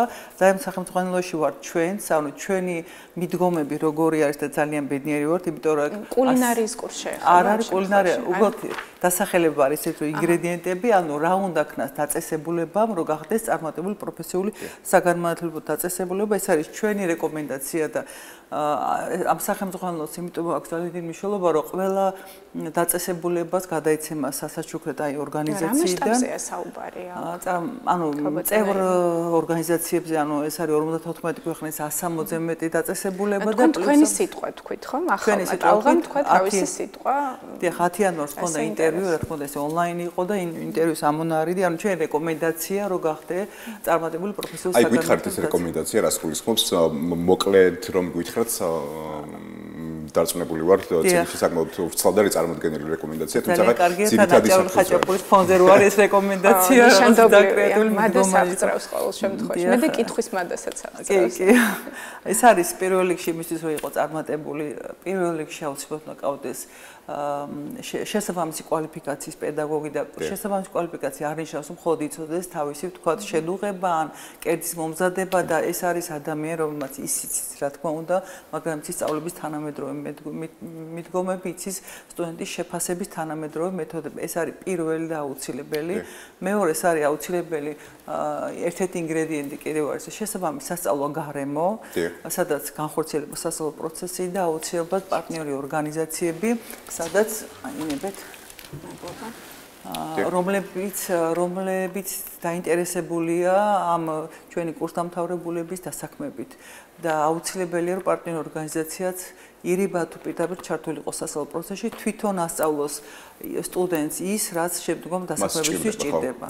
ალბათ ეს ყველაზე მნიშვნელოვანი ნაწილი არის, ხო, ჩვენ დასაქმების, ასე ვთქვათ, სტატისტიკას მიმოვიხილეთ, როგორც ბატონებმა გვითხრეს, საკმაოდ მზარდი ეს პროცესი და ალბათ ეს არის ერთ-ერთი მნიშვნელოვანი კომპონენტი იმისთვის, რომ ჩვენს მიერ გაწეული შრომა საბოლოო ჯამში დაფასდეს, ხო? დიახ, თან მნიშვნელოვანი ის არის აი კონფერენციაში მონაწილეობა, იმიტომ რომ მნიშვნელოვანი რომ თქვა ძალიან ბევრი ორგანიზაცია გავიცანით, დავმეგობრდით, ქონდა შეთავაზებები შემდგომი ურთიერთთანამშრომლობისთვის და ასე შემდეგ, თქვა შემდგომაზე ვგეგმავთ საერთაშორისო კონფერენციას ჩვენ კოლეგა ბლექს კოლეჯთან ერთად ჩაშნა პირველი კონფერენცია ქონდა, აჭარის განათლების სამინისტრომ დაგვიფინანსა წელს ვაპირებთ მეორე კონფერენციას და შევთავაზეთ იქ მონაწილე მხარეებს, გამოვეთქვათ სურვილი და თქვა კონფერენციაში დავპატიჟეთ და ველოდებით უკავშირს რამოდენიმე შეგვიეხმიანა და ასე რომ უკეთ ეს კავშირები უფრო გამყარდება, იმედი მაქვს და ჩვენს გამოცდილებას მივიღებთ მათგან და ისინიც ჩვენგან. ალბათ ეს არის ყველაზე მნიშვნელოვანი პროცესი ასევე მოვუყურებთ. ბატონო ირმა საინტერესოა ზოგადად რა როლი აქვს მოწინავე პროფესიული განათლების ცენტრებს თანამედროვე სამუშაო ძალების ფორმირებაში და რამდენად ახდენს საერთოდ გავლენას. ნახეთ, პროფესიული განათლება პოპულარიზაციის გარეშე მიუხედავად იმისა, რომ წლების დინამიკას რო შევხედოთ 80% არის გაზრდილი მომართვიანობა პროფესიულ განათლებაში და გაზრდილი ასევე ადგილები პროფესიულ საგანმანათლებლო დაწესებულებებში სწავლებისთვის. და პროფილებიც თუ არ ვწდები მათ შორის. და პროფილი დიახ, ჩვენი კოლეჯი მაგალითად 34 სხვადასხვა სახის პროფესიის შესწავლას თავაზობს. ეს არის საკვალიფიკაციო პროგრამები და ასევე გვაქვს 22 მოკლევადიანი მომზადება, გადამზადების პროგრამები. ანუ ფართო ვართ მოსახლეობისთვის, ანუ ფართო სპექტრი, ფართო განათლება შეუძლიათ მიიღონ სხვადასხვა მიმართულებით ჩვენს მოსახლეობას. თუმცა მნიშვნელოვანია, როცა გაქვს თქვა ასეთი სტატუსი და ასე შემდეგ, ნდობა უფრო მაღალია საზოგადოებიდან, იმიტომ რომ იცით რომ მაინც რაც თქვა ევროპული გამოცდილება სხვა არის და არა მარტო ევროპის ქვეყნების გამოცდილება იყო, გაზიარება ხდება, თქვა მიდგომები, თქვა შარშან ყავდა რამოდენიმე პედაგოგი გაუშვით უცხოეთში სტაჟირებაზე ქონდა ამის საშუალება, ზოგი თქვა უნარების აგენტოს დაფინანსებით იყო, ზოგი აჭარის განათლების სამინისტროს დაფინანსებით, ზოგი ჩვენ შევძელით კოლეჯმა, ანუ მასწავლებლის შეიძლება იქ თქვა რაღაც ახალი უნარი არ გამოიმუშავა პედაგოგმა თქვა, მაგრამ ისწავლა თქვა განსხვავებული მიდგომები, მაინც თქვა თვალსაჩინო ფართოვდება მასწავლებლის და თქვა სხვანაირად ხედავს არა მარტო მასწავლებელი, თქვა სასწავლო პროცესის მენეჯერი იყო გერმანიაში გადამზადებაზე გაშვებული, თქვა თებერვლის თვეში 2 კვირიანზე 10 დღე იყო, ზუსტად მახსოვს. აი ძალიან მნიშვნელოვანია გაზიარება, როგორ ხდება ამ ყველაფერი ის განხორციელება, თქვა განვითარებულ ქვეყნებში. თქვენ ახსენეთ რომ ღია ხართ და თან მრავალპროფილური საინტერესო არის ხელმისაწვდომობაზეც რომ ვისაუბროთ მოსახლეობისთვის, რამდენად ხელმისაწვდომია თუნდაც მოკლევადიანი თუ გრძელვადიანი პროგრამების დაუფლება და მიმართულებით თუ არსებობს საიმე ინიციატივები. ნახეთ, ჩვენ ვახორციელებთ 34 პროგრამას და ვართ 2 ლოკაციას, ეს არის ქობულეთი, რუსთაველის 154 და ხულოში გვაქვს ფილიალი. ხულოში ვახორციელებთ 6 პროგრამას. ამ წუთას დავიწყეთ აჭარის დასაქმების სააგენტოს მე დაფინანსებულ პროგრამას ვაკეთებ, სამუშაო მაძიებელთა პროგრამას ვახორციელებთ 60 ბენეფიციალისთვის და ასევე ვთქვათ, ჩვენთან სწავლება გრძელვადიან პროგრამებზე არის ზოგი 1 წლიანი, ზოგი 2 წლიანი გააჩნია პროგრამას და ზუსტად ესეც მინდა გავაჟღეროთ თქვენი ეთერის საშუალებით, რომ 20 აპრილს იწყება რეგისტრაცია და ყველა მსურველს შეუძლია დარეგისტრირდეს, 20 მაისამდე გრძელდება რეგისტრაცია. ხელმისაწვდომობას რაც შეიძლება სწავლებას აფინანსებს განათლების სამინისტრო, ანუ სწავლება უფასოა ჩვენი სტუდენტებისთვის და ფიქრობ, რომ მომზადება გადამზადების პროგრამაც უფასოა ჩვენი სტუდენტებისთვის, ანუ სრულად უფასოა, ამიტომ შეუძლიათ ნებისმიერ მსურველს მოვიდეს, ისწავლოს, შეიძინოს პროფესია და შემდეგ დასაქმდეს. რაც შეეხება დასაქმებას, ჩვენ აქტიურად ვართ აქაც ჩართულები, იმიტომ რომ ვთქვათ, მოამზადო სტუდენტი უკვე შენი ოჯახის წევრია, შენი კურსდამთავრებული და არის ზრუნვის დასაქმებისთვის, ეს გამორიცხული არის. ჩვენ აქტიურად თანამშრომლობთ იგივე აჭარის დასაქმების სააგენტოსთან, გვაქვს პირდაპირი კომუნიკაციები, გვაქვს ბევრი პარტნიორი ორგანიზაცია.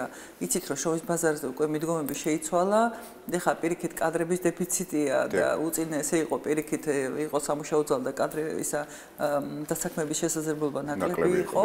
ეხლა პირიქით არის ყოველთვის მომართვიანობა, მით უმეტეს როცა სეზონი იწყება ტურის მიმართულებით.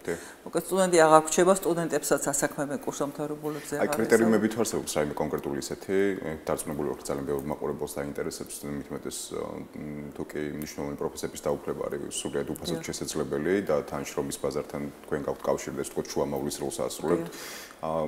მოხდრის კრიტერიუმები თუ არსებობს რაიმე კონკრეტული, რის საფუძველზეც ირჩევა ზოგადად სტუდენტი. ანუ ჩვენ სწავლება კოლეჯში მიმდინარეობს სხვადასხვა დონის პროგრამებზე. არის მესამე დონის, მეოთხე და მეხუთე დონის პროგრამები. მესამე დონის პროგრამებზე აუცილებელია საბაზო განათლება საკმარისია. მეოთხე დონის პროგრამაზე ჩვენ ვახორციელებთ 2 მიდგომით მეოთხე დონის პროგრამას. ეს არის როცა სტუდენტს აპლიკანტს აქვს საბაზო განათლება, შეუძლია მოვიდეს ისწავლოს და აიღოს დიპლომი, რომელიც გათანაბრებულია ასევე ატესტატთან. დიახ და ასევე მეოთხე დონეზე შეუძლია ისწავლოს სრული ზოგადი განათლების მქონე პირს. მეხუთე დონის პროგრამებზე აუცილებლად საჭიროა სრული ზოგადი განათლება, რაც შეეხება მიღებებს, სამ მოტივაციურ გასაუბრებას ვაკეთებთ მესამე-მეოთხე დონის პროგრამაზე და ვამოწევთ, რამდენად მოტივირებულია ეს ადამიანი, რომ ისწავლოს ესა თუ ის პროფესია. აქ ჩართული არა მარტო ჩვენი პედაგოგების შესაბამისი დარგის, არამედ ჩვენი პარტნიორი ორგანიზაციის შესაბამისი დარგის სპეციალისტები, რომ შეხედონ, თქვა, რამდენად შეძლებს ეს ადამიანი ამ პროფესიის დაუფლების შემდეგ, ან რამდენად აქვს მოტივაცია, რომ შემდგომში დასაქმდეს. მხოლოდ მეხუთე დონის პროგრამებზე არსებობს აბარებენ Nike-ის ტესტირებას, ტესტირებით ხდება ჩარიცხვა და ტესტირების შედეგებით ვაკეთებთ. ეს არის მეხუთე დონის პროგრამებია, თქვა, ბაგაბაღის სახელმწიფო ბუღალტერია და ასე შემდეგ. მოგეთ ესეთი მიდგომები გვაქვს ჩარიცხვა. და ალბათ მეხუთე დონის პროგრამა უფრო მეტ საშუალებას იძლევა ბაზარზე უფრო მარტივად დასაქმდეს. ყველა პროგრამა აქტიურად დასაქმებადია. მესამე დონის პროგრამა კულინარია, კონდიტერია, სარესტორნო, მეოთხე დონის პროგრამა სამშენებლო პროგრამებზე აღარ არის საუბარი, მოგეთ. აქაც ძალიან დიდი მოთხოვნა. საკმაოდ დიდია კონკურსი, როგორც ვიცი და ბოლო პერიოდში გაქვთ ტენდენცია ევროპაში, თქვენი კურსდამთავრებულების დასაქმების, მაგალითად პოლონეთში იყო ესეთი მასშტაბური გადინება კადრებისა. მოკლედ ძალიან დიდ მადლობას მოგახსენებთ ჩვენთან სტუმრობისთვის. გისურვებთ წარმატებას, უფრო ხმამაღალი სიტყვის თქმას, უფრო მასშტაბურ არენაზე. ირმა მეგრელიძე, კოლეჯი ახალი ტალღის დირექტორი იყო ჩვენი სტუმარი. მადლობა.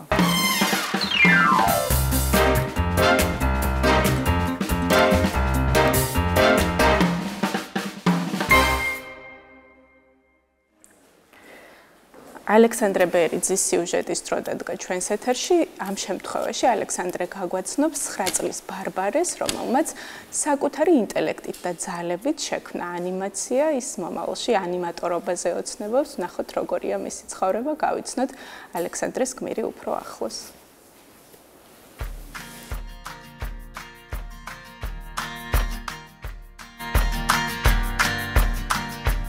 Roblox-ის და Minecraft-ის ყურებისას მინდოდა გამეკეთებინა Roblox-ის ანიმაცია, ჯგუფური ანიმაცია. შევეკითხე მეგობრებს, თუ უნდათ ჩემ მულტფილმში ყოფილიყო.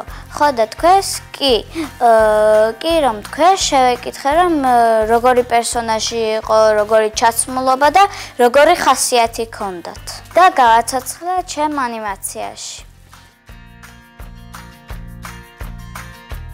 ჩემი საყვარელი პერსონაჟი არის ალეისი. ალეისი არის სკოლელი ბავშვი, ნორმალური. მეგობრებს შეიძენს და ბულინგი ეყოლება ერთი. ალეისმა უნდება ბულინგი რომ იყოს კეთილი. მეგობრებს იშოვის და ის მოაქცევს ბულინგს. კეთილად, რომ მეგობარიც გახდეს თავისი. მე გავაჩენ ერთ ბოროტ არსებას, ბულინგი რომ იქნება კეთილი ჯგუფურად მოექცევიან და დაამარცხებენ ბოროტ არსებას. ეხლა რაც დაინახეთ, მაგას ერქვა ანიმაცია. ჯერ ფურცელზე ვხატავ, მერე ეს გადამაქვს ტელეფონში, ტელეფონში დავხატავ იმას, მერე გადამაქვს iPad-ში, iPad-ში ვაცოცხლებ და გამოდის ანიმაცია და მულტფილმი. ეს ეს იყო სიყვარული, მეგობრები და ოჯახი. ყველაზე ძნელი არის პერსონაჟის ამოძრავება და ყველაზე ადვილი არის იმის გაკეთება ხმარობდა და ზევიდა. ტელეფონში დიდხანს რომ არ გავატარო დრო, ჩემმა მშობლებმა მიიყიდეს თუთიყუში რიო და მეორე სახელი ლეო ქვია. ხან მხარზე მაჯდება, ხან თავზე, ხან ერთად ფეხბურთს თამაშობთ. ნახატებს უზიარებ, როცა ვამთავრებ და ვეუბნები, რომ თუ შეგიძლიათ შეაფასეთ ჩემი ნახატი. და ანიმაციას არ ვუზიარებ. ჩემ ჯგუფს, რომელსაც მეხმარება ანიმაციის გაკეთებაში და პერსონაჟები, რომელსაც აქვს, იმას ვუზიარებ და ვეუბნები თუ თავიდან გავაკეთო თუ არა. მე მინდა ეს საქმიანობა გავაგრძელო, როცა დიდიც ვიქნები. ფლიპ-არტს ვიყენებ, კაპკუტს და Alight Motions და ზოგჯერ Ibis Paint-საც. მე ეხლა მარხულობ, მიყვარს აღდგომის დღესასწაული, ბედნიერ აღდგომას გისურვებთ ყველას.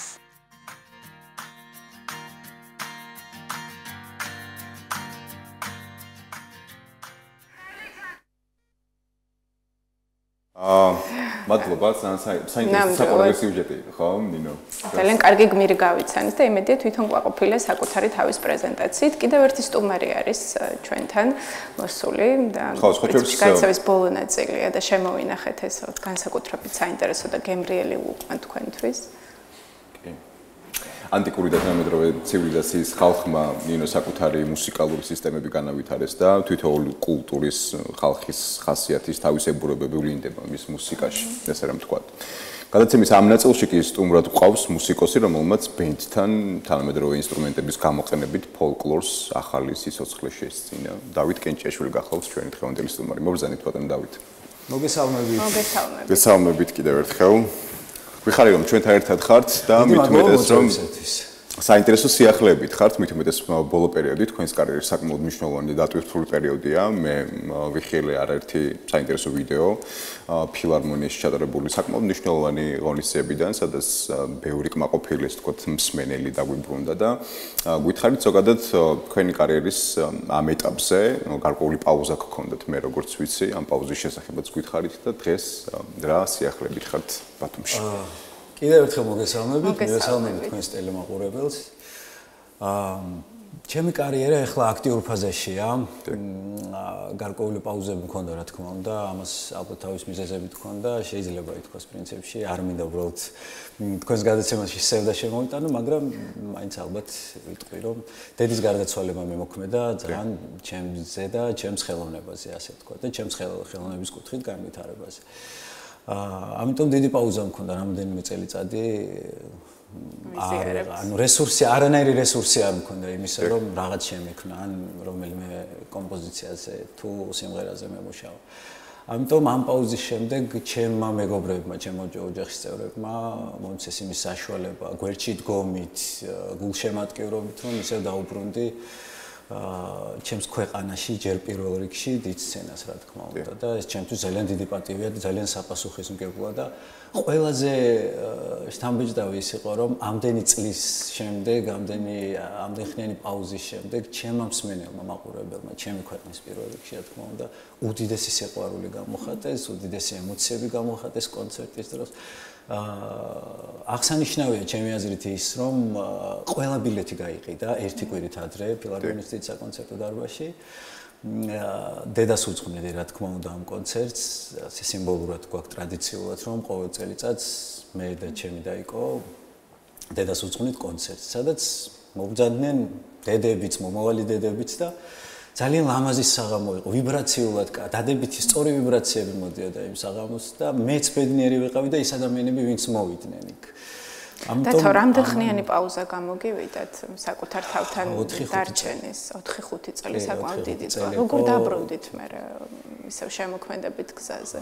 ალბათ ბოლო ეს ახალი წელიწადია, რაც დავიწყე აქტიურად. და ამავ დროს ვერ ვიტყვი, რომ არ მუშაობდი საკუთარ თავზე, ვერ ვიტყვი, რომ არ მუშაობდი ბენდთან.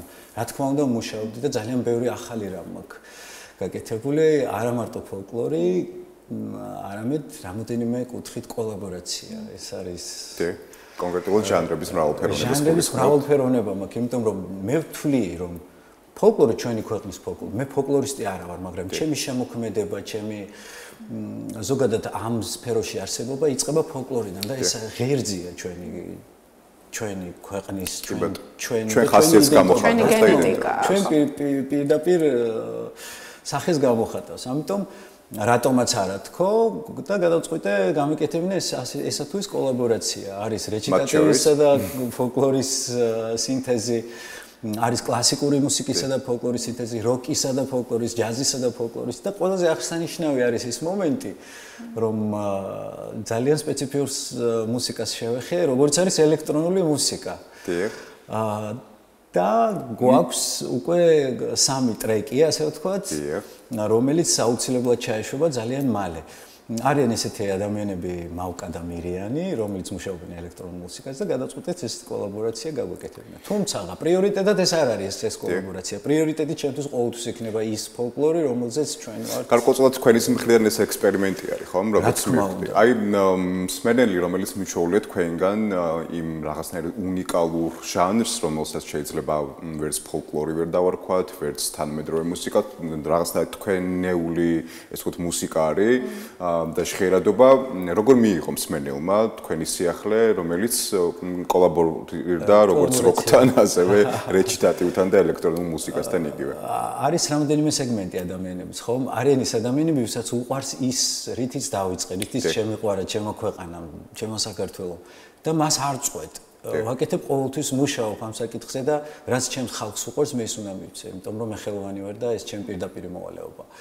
გარდა ამისა არის რაღაც კოლაბორაციები, რაც მოწონთ, არის რაღაც კოლაბორაციები, რაც არ მოწონთ. თუმცა თავის სამიზნე აუდიტორია ალბათ იმასაც ყავს, ხო, კოლაბორაციის და აუცილებლად და ვფიქრობ, რომ ეს ყველაფერი, რასაც ჩვენ ვაკეთებთ, მე ჩემ მეგობრებთან ერთად იქნება აუცილებლად ფასეული, იმიტომ რომ ის მუსიკოსები, რომლებიც ჩემთან მუშაობენ 24 საათის განმავლობაში არიან უნიჭიერესები, ამიტომ მე არ მეშინია ამა თუ იმ ექსპერიმენტებთან შეხება.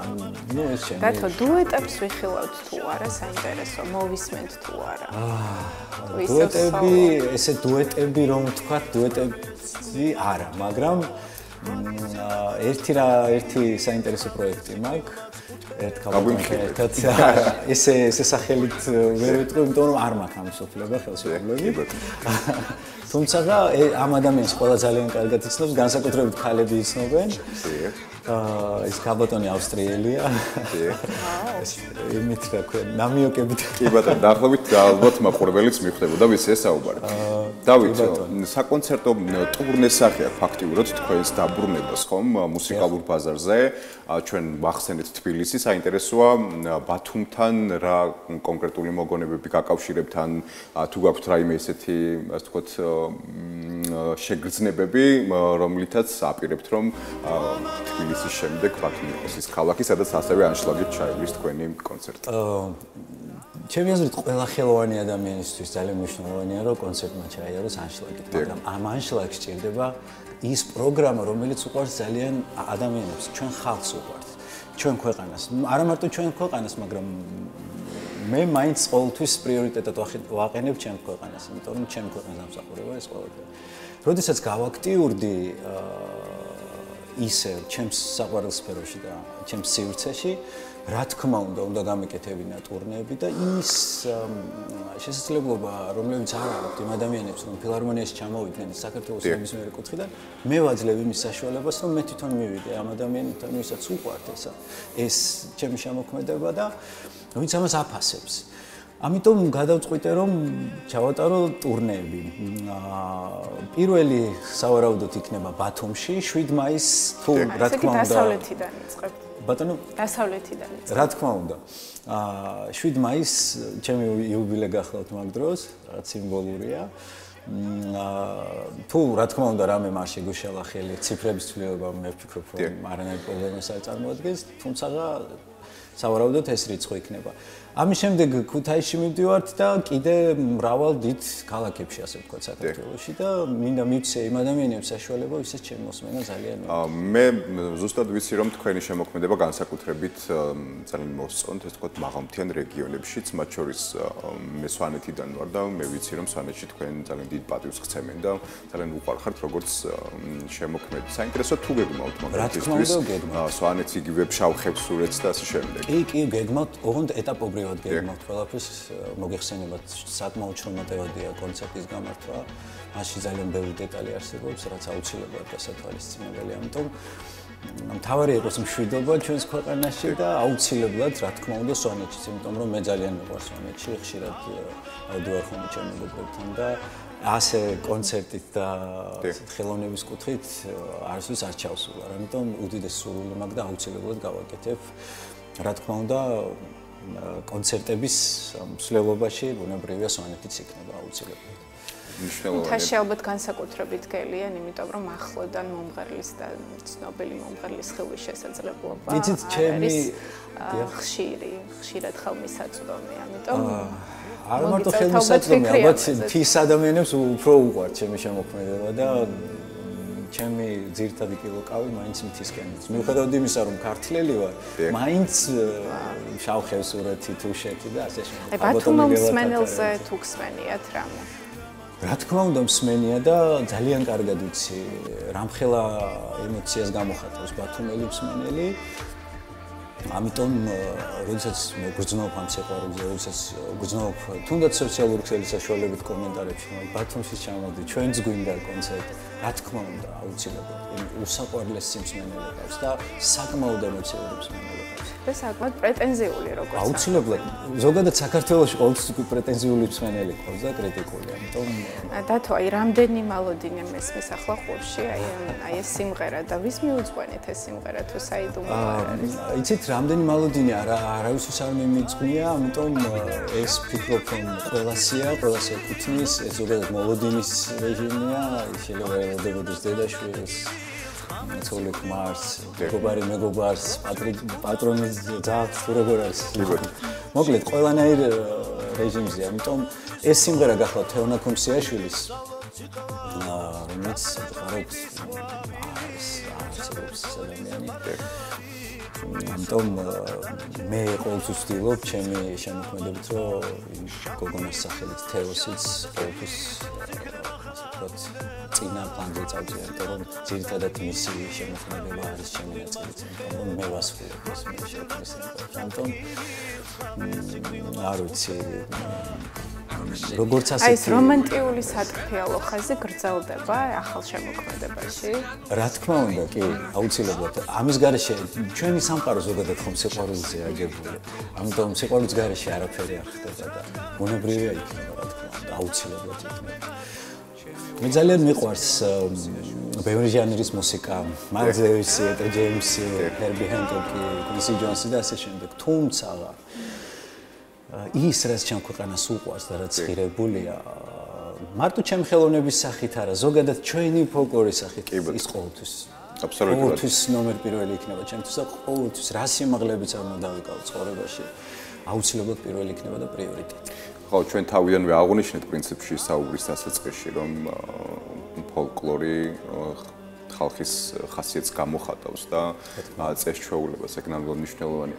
თქვენი პირველი შემხებლობა მუსიკასთან გაიხსენეთ, წავიდეთ რაღაც ღრმა ბავშვობაში და გაიხსენეთ თქვენი პირველი კომპოზიცია, რომელიც შეასრულეთ და თუნდაც არტისტი, რომელმაც თქვენზე მოახდინა გავლენა იმდენად რამდენადაც დღეს ქართული ფოლკლორის ერთ-ერთი ბრწყინვალე წარმომადგენელი.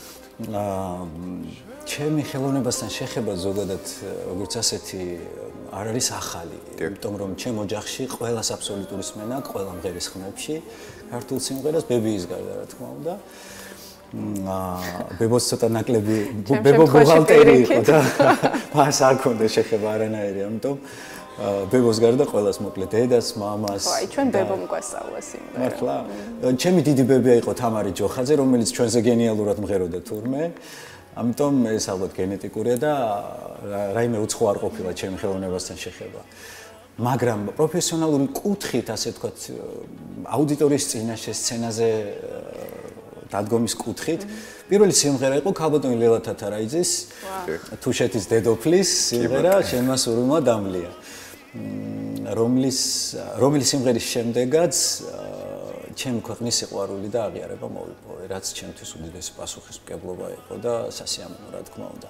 და ინსპირაცია ჩემი, ასე ვთქვათ, ხელოვნების კუთხით, ანუ გამართული მსვლელობა ჩემი, ეს იყო ლელა თათარაიძე, ჰამლეტ გონაშვილი და გოგი ცაბაძე, რომელიც ჩემთვის ძალიან სერიოზული კუმირები ყოლეთ პრინციპში. კი, ჩემი ქვეყნის ვეშაპები მე ყოველთვის მიყვარს და ჩემთვის ყოველთვის პირველ ადგილზე იქნება. საგანძური შეგვექმნეს აბსოლუტურად გეთანხმებით. ლელა თათარაიძე საკმაოდ აქტუალურია და ეხლა როცა ხვდები ხოლმე ინტერნეტში მის სიმღერებს, არც ერთ შესაძლებლობას არ უშვებ ხელიდან რომ არ მოვისმინო, ამიტომ რომ დასავლელებს აღმოსავლური ჰანგები ხშირად გვენატრება და გვაკლია ხოლმე და ვივსებთ თქვენი მეშვეობით აი ამ დანაკლისს. ძალიან დიდი მადლობა. შენმა სურვილმა დამლია, ესეთი ცნობილი სიმღერაა, საკმაოდ ხალხური, ხო, თუ არ ვწდები და ქალბატონ ლელა თათარაიძის სიმღერა ქალბატონი ლელას.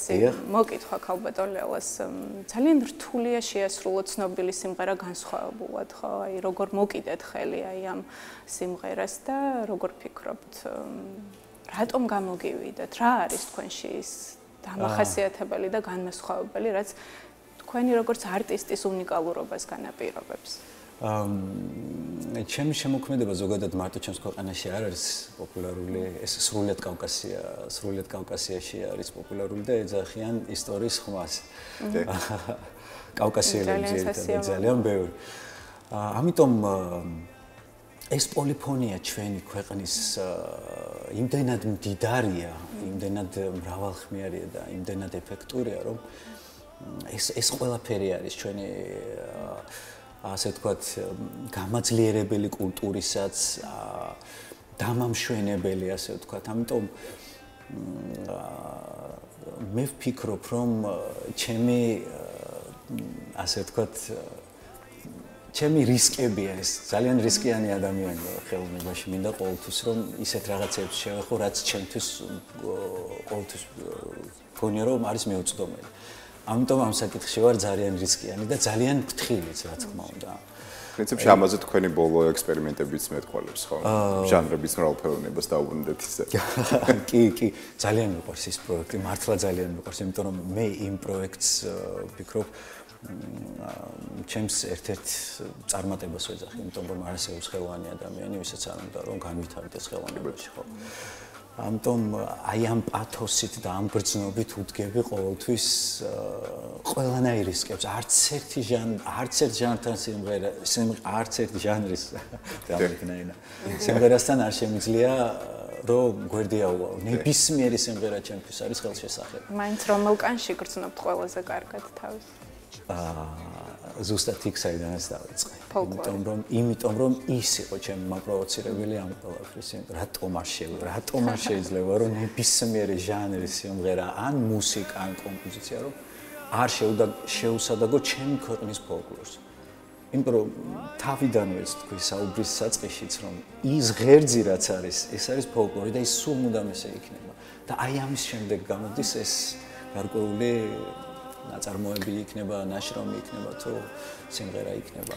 კი ბატონო, თქვენ აღნიშნეთ, რომ შემოქმედება არც დროს არ უნდა შეწყვიტოს განვითარება.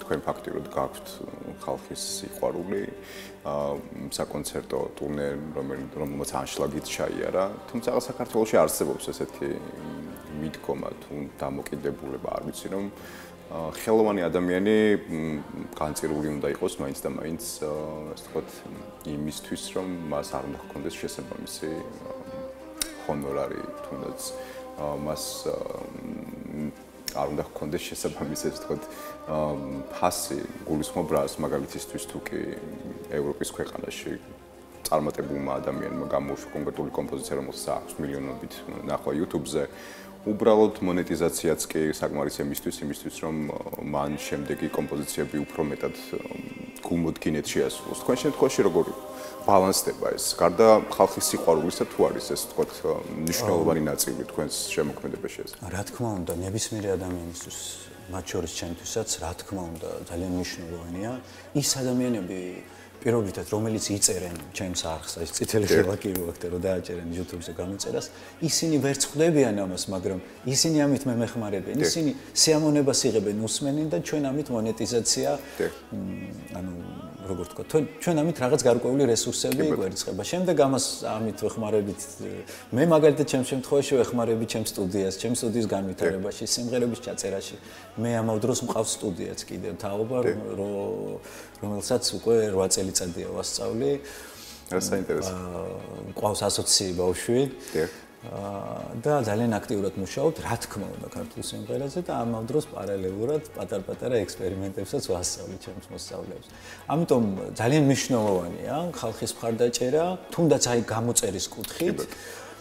და ვფიქრობ, რომ მხოლოდ გამოწერაც არ მგონია საკმარისი იყოს, იმიტომ რომ ხელოვანს უნდა კონდეს იმის რესურსი, რომ მან შექმნას ისეთი რამ, რომ ეს არ იყოს მხოლოდ ლოკალური, რა თქმა უნდა, მხოლოდ ლოკალური და ამას კონდეს ძალიან დიდი სივრცე. თქვენ ახსენეთ, რომ არ მხოლოდ საქართველოში საინტერესოა საქართველოს საზღვრებს გარეთ თუ გქონიათ ესეთი ანშლაგით კონცერტი და ზოგადად ჩვენი ქართველები მოვიკითხოთ, რომლებიც დღეს სამწუხაროდ საქართველოში არ არის. ემიგრანტებისთვის ალბათ არაერთი კონცერტი გაქვთ ხომ? ალბათ მირჩევნია რომ დავიწყო ემიგრანტებიდან, იმიტომ რომ ჩემთვის არ არის სიტყვა ემიგრანტი უცხო, რადგან დედაჩემიც იყო ემიგრანტი. მოგესალმებით იყო ისეთი პერიოდები, როდესაც არ მქონდა იმის საშუალება რომ გვეარსება, ამიტომ დედამ გადაწყვიტა რომ წასულიყო. არ ვიცი, ალბათ ვიღაცა ადამიანს უვლიდა და აი ამ ყველაფრით ჩვენ გვეხმარებოდა და ძალიან კარგად ვიცი, როდესაც ჩავდივარ ემიგრანტებში ხოლმე ძალიან ბევრი ცრემლი ხდება, ძალიან ბევრი სიხარული ხდება და ეს ორი ემოცია ერთმანეთში რომ ერევა რაღაცნაირი გზნობა მეუფლება. განვიცდი, მეც ყოველთვის ნერვიულობ, ამიტომ ყოველთვის პასუხისგებლობით ვეკიდები იქაც და მინდა რომ ის ენერგია რაც მაგალითად დედას დავაკელი. ყოველთვის გადავცე ის და ყოველთვის მივცე. ამით ალბათ საკუთარ თავში გამართლებას ვეძებ დედის წინაშე, რომ რაც მე ვერ მოგეცი, აი ამ კუთხით და ჩემი ხელოვნების საშუალებით და იმ ადამიანების სიტყვით და სიყვარულის მინიჭებით შემიძლია ეს მადლიერება გამოხატო საკუთარი დედის მიმართ. ალბათ მათ ყველაზე მეტად ჭირდებათ ხომ ქართულთან სიახლოვე, როდესაც ძალიან შორს არიან ისინი. სულ რამოდენიმე 1 საათი ან 2 საათით წყვიტავ ხოლმე ამ ადამიანებს იმ რუტინისგან და იმ პრობლემისგან და განმეყავს ჩემთან და ვცდილობ რომ გავულამაზო ხოლმე საღამო. გარდა ამისა, მე ძალიან ხშირად მაქვს კონცერტი სრულიად კავკასიაში. მაგალითად ჩვენი მოძმეერი ინგუშებიდან დავიწყებ, იმიტომ რომ ჩემთვის უსაყვარლესი ერია. ყველამ ძალიან კარგად ვიცით მათი დამოკიდებულება ჩვენი ქვეყნის მიმართ და ხალხის მიმართ და ჩვენი ხალხის მათ მიმართ, რა თქმა უნდა. ძალიან ბევრია კავკასიაში, ეს შეიძლება გამოუჩეს, მაგრამ მაინც პრიორიტეტად ჩვენი ინგუშეთი დავაყენე. ირანშიც, ისრაელშიც, ევროპაშიც, რა თქმა უნდა, ამერიკაშიც მქონია კონცერტი. ამიტომ შეიძლება ითქვას, რომ ძირითადად აი ამ ხელა ემოციას და სიყვარულს გამოხატავენ აღმოსავლური ქვეყნები, როგორი საინტერესოც არ მოიყოს. და თურქეთი წყოთა შორის ძალიან უყვართ თურმე ჩემი სიმღერები და ძალიან ბევრი ადამიანი უსმენს თურმე თურქეთში. რაღაც ვიდეოებს მიგზავნიან ხოლმე, რაღაც მასალებს, რომ აი ნახე, იცი, მძღოლს მივყავარ და შენი სიმღერა ჩამით. შემეკითხა ქართველი ხარო? კი, ქართველი ვარ და შენი სიმღერა ჩამით. გუშინ მაგალითად მომწერა ერთმა გოგონამ, რომ საფრანგეთში მუშაობ ბენზოგასამართ სადგურზე და 2 ფრანგი მოვიდაო და რო გაიგესო რომ ქართველი ვარო, მითხრე, ამოიღესო ტელეფონი და შენს მიერ შესრულებულ სიმღერას მასმენებენო იოროს, რომ ჩვენ ამ ადამიანს ვიცნობთ ქართულ. ძალიან საინტერესოა და ძალიან შთამბეჭდავია ესეთი რაღაცების მოსმენა. ამიტომ მე ჩემ ხელოვნებას ვერ დავარქმევდი მხოლოდ ჩემ ქვეყნის ხელოვნებას, იმიტომ რომ ეს ძალიან ბევრი ადამიანის არის და ძალიან ბევრ ადამიანს უყვარს. ამიტომ პრიორიტეტი აუცილებლად ჩემი ქვეყანა იქნება, მაგრამ ჩემი ოცნება ყოველთვის და ასე იქნება, რომ გავიდე ძალიან დიდ სცენაზე, ასე ვთქვათ. რომელ სცენაზე გაქვთ აქცენტი ამ შემთხვევაში? დიდი სცენა მსოფლიოში ბევრია. კარნეგი ჰოლი მაგალითად. კარნეგი ჰოლშიც კი, რატომაც არა. გისურვებთ წარმატებას მოკლედ. დიდი მადლობა. 7 მაისს დავიწყებთ სტარტს ავიღებთ ბათუმიდან და გისურვებთ რომ 365 დღის განმავლობაში როგორც მზე დედამიწის ირგვლივ ტრიალებს აი ესე მოახერხოთ და მსოფლიოს ყველა სცენა შემოიაროთ. შესაძლოა 1 წელი არ გეყოთ ამისთვის, მაგრამ ცხოვრება წინ არის და თქვენი შემოქმედებითი გზა დარწმუნებული ვარ რომ იქნება სავსე ძალიან საინტერესო და აღმოფრთოვანებელი მომენტებით. გისურვებთ წარმატებას. ხო ვერ შემოკადრებთ რომ გვიმღეროთ, იმიტომ რომ ინსტრუმენტი არა გაქვთ თან, თუმცა ბათუმელი მაყურებელი მოემზადება 7 მაისს კონცერტისთვის.